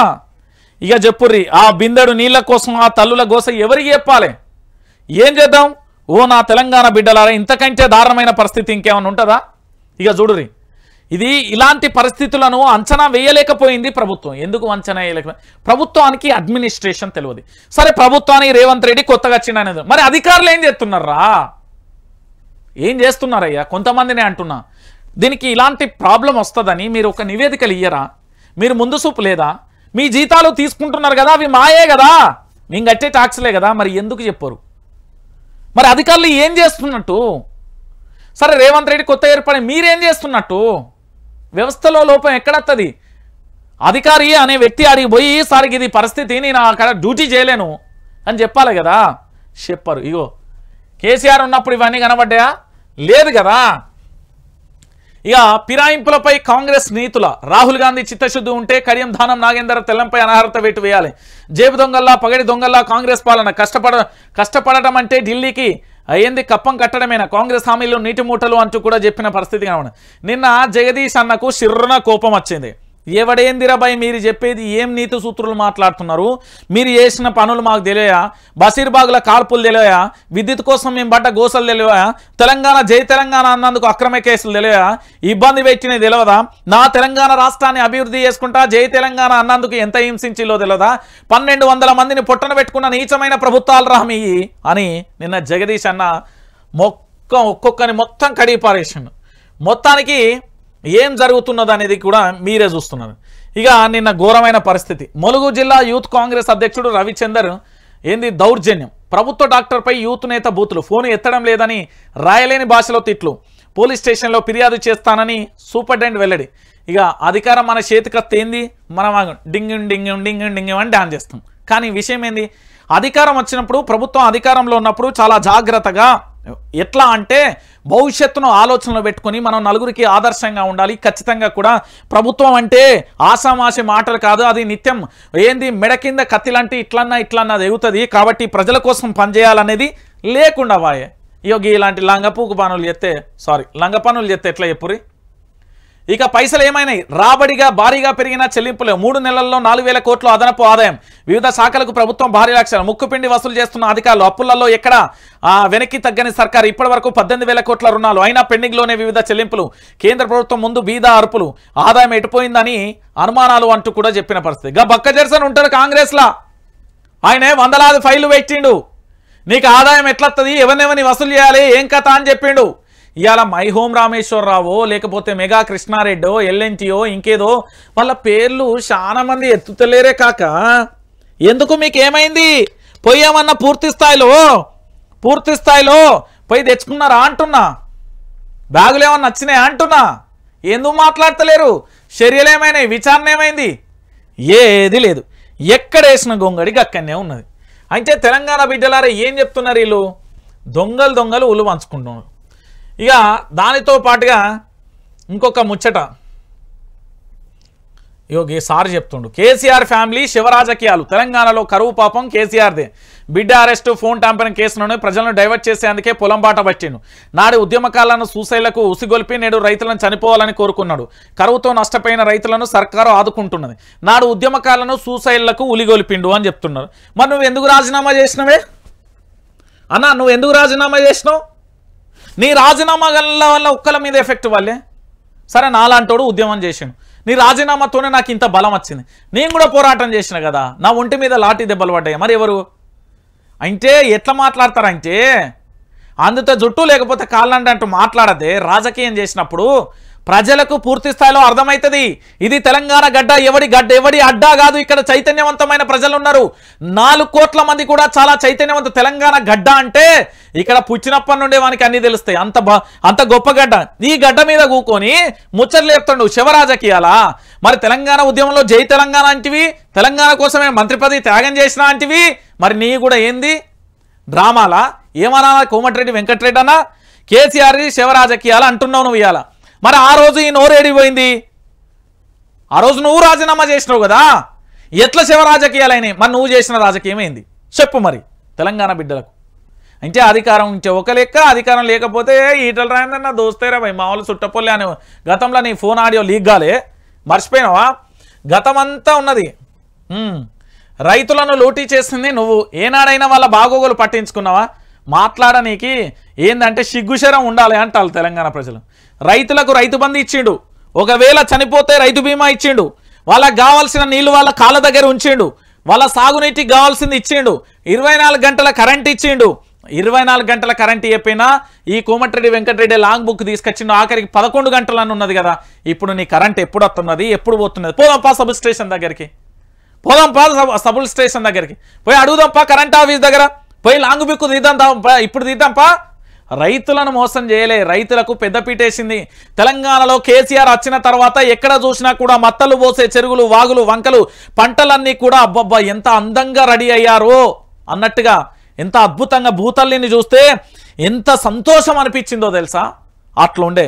ఎలా ఇల్లు ముచ్చట్లు చెప్తారు ఇలా పాపం మీరు మర్చిపోయారా మీ పాపం బషీర్బాగ్ దగ్గర కాల్పులు మీరు చేసిన అన్యాయాలు మీ వల్ల నష్టపోయిన రైతాంగం మీ వల్ల జరిగిన ఆత్మహత్యలు నా తెలంగాణ రాష్ట్రానికి నేను చెప్తున్నా కదా నువ్వు ఈ తెలంగాణలో రాష్ట్రంలో నువ్వు పరిపాలనించినప్పటి నుండి మీ పార్టీ ఏర్పడినప్పటి నుండి ఇప్పటి వరకు నువ్వు ఇచ్చింది ఎన్ని ఎకరాలకు నీళ్ళు ఇచ్చినావు ఈ తెలంగాణలో కేసీఆర్ 2014 నుండి 2023 వరకు ఎన్ని ఎకరాలకు నీళ్ళు ఇచ్చిండో లెక్కలు తీద్దాందా నువ్వు గోరంత ఇస్తే మావాడు కొండంత ఇచ్చిండు దట్ ఈస్ పవర్ కేసీఆర్ నువ్వు కేసీఆర్ నని అంత మొత్తం మొగోళ్ళు అయిపోయిలా మీరు మొగోళ్ళు అయిపోయిలా కేసీఆర్ నని అంత మొగోళ్ళు అయిపోయిలా కేసీఆర్ రైతుల కోసం ఏం చేయలే అరే రైతుకు కష్టం వస్తే రైతు బంధు ఇచ్చిండ్రా రైతుకి ఏమన్నా అయితే రైతు బీమా ఇచ్చిండు నీళ్లు వాళ్ళ కాళ్ళ కింద పారేలా చేసిండు రైతులకు అన్యాయం చేసింది మీరు రైతు కోసం కాళేశ్వరం ప్రాజెక్టు కట్టిండు ఎన్ని అవమానాలు ఎన్ని విమర్శలు వచ్చినా కూడా గుండెల దాచుకున్నాడు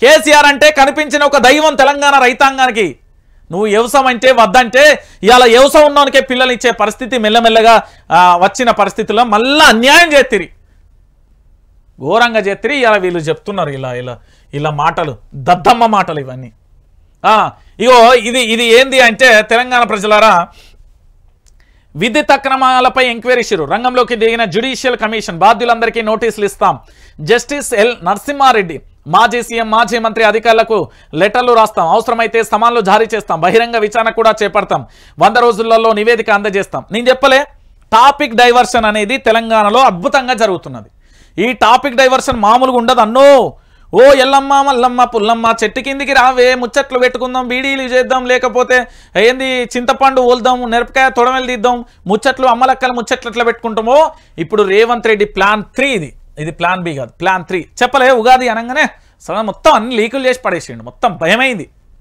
అటు పొంగులేటిది ఇటు ఇది బక్కజెడ్సన్ మొత్తం అసలు ఉగాది రోజు రావాలి వైఆర్ టీవీలో ఇవన్నీ టెలికాస్ట్ అయ్యేటి అన్నీ దొరికినాయి ఎవిడెన్స్ వచ్చినాయి రంజిత్ కానీ లాగులు దడిచి మొత్తం చెప్తారు ఇప్పుడు ఇక చేయర్రి విద్యుత్ రంగం చేయర్రి విద్యారంగం చేయర్రి అన్నీ చేయర్రి చేద్దాం కానీ చేసే ముందు మనస్సాక్షి ఒకటి ఉంటుంది దాని మీద ప్రమాణం చేసి నిజాయితీగా 100 రోజులలోదే మరి ఒకవేళ ఏం జరగకపోతే ఎట్లా ప్రభుత్వం ఏం చేయలేరు కేసీఆర్కి ఏం అవసరం రా ఆయన కేసీఆర్ చేసే తప్పులు చేయాల్సిన అవసరం ఏంది ఒక్క ఎంపీ సీటును కూడా ఆషామాషి తీసుకోవద్దు మీ ఎంపీ కథనా రేవంత్ రెడ్డిని ఊహంలో కొంత మేరకు మాత్రం రేవంత్ రెడ్డి సూపర్గా ఎత్తడన్నారు మరి కొంత మేరకు మాత్రం ఎందుకు రా అంటారు ఎందుకో చెప్పనా చేవెళ్ళ వీళ్ళకి అభ్యర్థి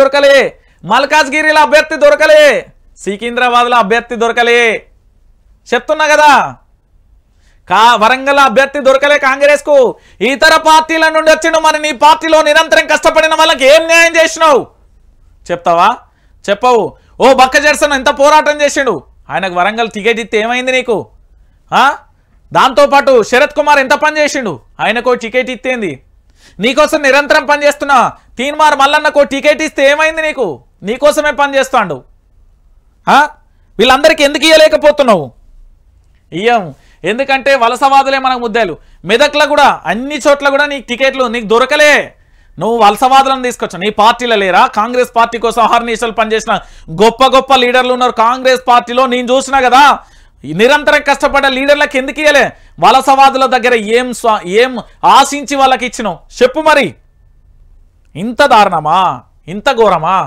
ఎక్కడండి మల్కాజ్గిరిలో అభ్యర్థి దొరకక ఎవరినో పెడితివి సికింద్రాబాద్లో అదే పరిస్థితే మెదక్లో అదే పరిస్థితే చేవెళ్ళలో అదే పరిస్థితే వరంగల్లో అదే పరిస్థితే నీకు ఎక్కడ అభ్యర్థి దొరికిండని ఏడిచ్చినవని ఒకసారి చెప్పవా రేవంత్ రెడ్డి కాంగ్రెస్ పార్టీలో లేరా కాంగ్రెస్ పార్టీలో హీరోలు ఉన్నారు వాళ్ళందరినీ కాదని ఈ జీరోలకు ఎందుకు ఇచ్చినావు అంటున్నా హీరోలను వదిలి జీరోలను ఎందుకు తెచ్చినావు అంటున్నా ఇప్పుడు వరంగల్ అన్ని నీయే కదా సీట్లు ఆడ గెలవడా ఎందుకు కాదను ఎందుకు ఇయ్యలే నువ్వు చేవెళ్ళలో నీ బలమే కదా అక్కడి నుండి ఇక్కడికి ఎందుకు పంపించినావు చెప్పు మరి వీళ్ళు ముచ్చట చెప్తారు వీళ్ళు ముచ్చట తప్ప ఏది ఉండదు తెలంగాణలో మొత్తానికి తెలంగాణ రాష్ట్ర వ్యాప్తంగా జరిగేది ఇగో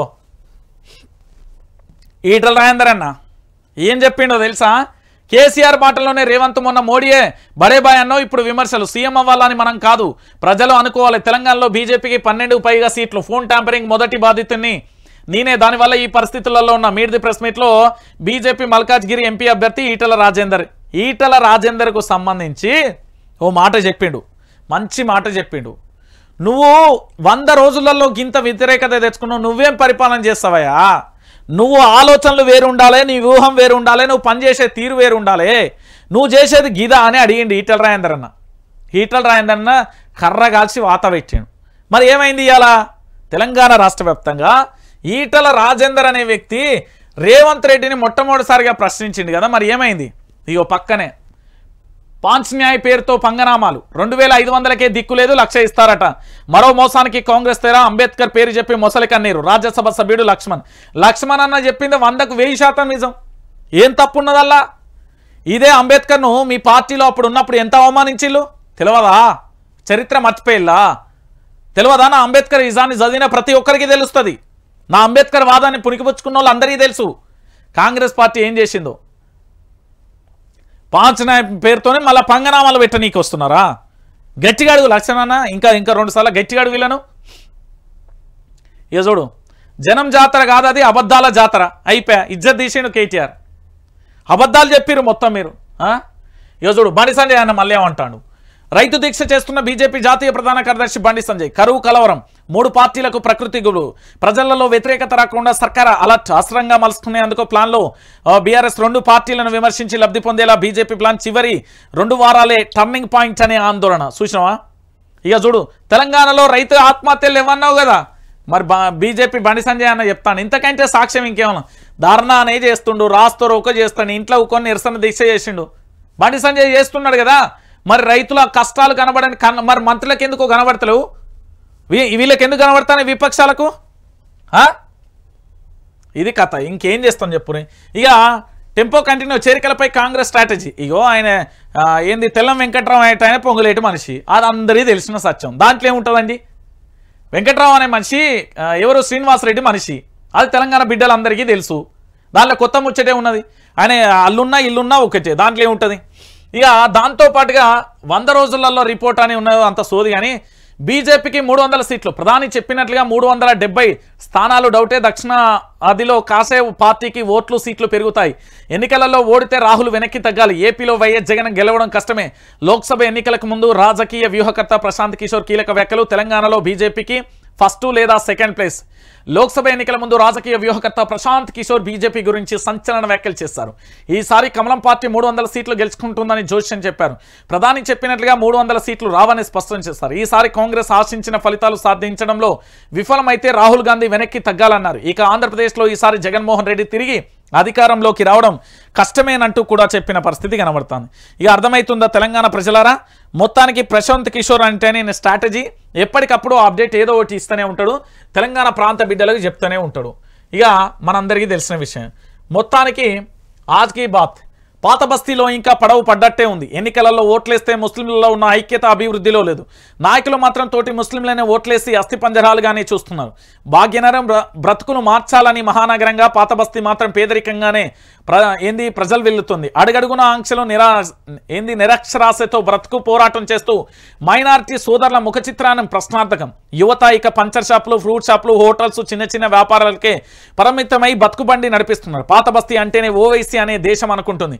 కానీ అక్కడ అభివృద్ధి మాత్రం ఎక్కడేసిన గొంగడి అక్కడే అన్నట్లుగా ఉంది. 40 ఏళ్ల రాజకీయ ప్రస్థానంలో ముస్లింల జీవితాలలో ఓవైసీ చేతిలో తలకిందుల తలరాతలు మార్చుకోలేని నిస్సాయ స్థితిలో మిగిలిపోయారు అంటూ కూడా నిజంగా పాత బస్తీ మారాలి. డబల్ బెడ్రూమ్ ఇల్లులు రావాలి, మంచి మంచి చదివియాలి, కాన్వెంట్ రావాలి. దాంతోపాటు అక్కడ ఉన్న అందరికీ కూడా ఉపాధి కల్పించాలి, మంచి మంచి చదువులు అందియాలి.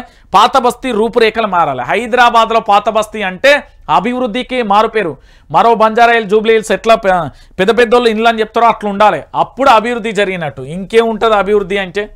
ఇంకేముంటుంది చెప్పుర్రి తెలంగాణ ప్రజలారా? ఇక సాయన్న కుటుంబానికే ఛాన్స్. కంటోన్మెంట్ ఎమ్మెల్యే అభ్యర్థిగా నివేదిత. ఉగాది తర్వాత అధికారిక ప్రకటన. నియోజకవర్గ ముఖ్య నేతలతో కేసీఆర్ సమావేశం. ఎమ్మెల్యే లాస్య నందిత మృతితో ఉప ఎన్నిక అంటూ కూడా ప్రధాన అంశానికి సంబంధించి కూడా హైలైట్ చేసింది.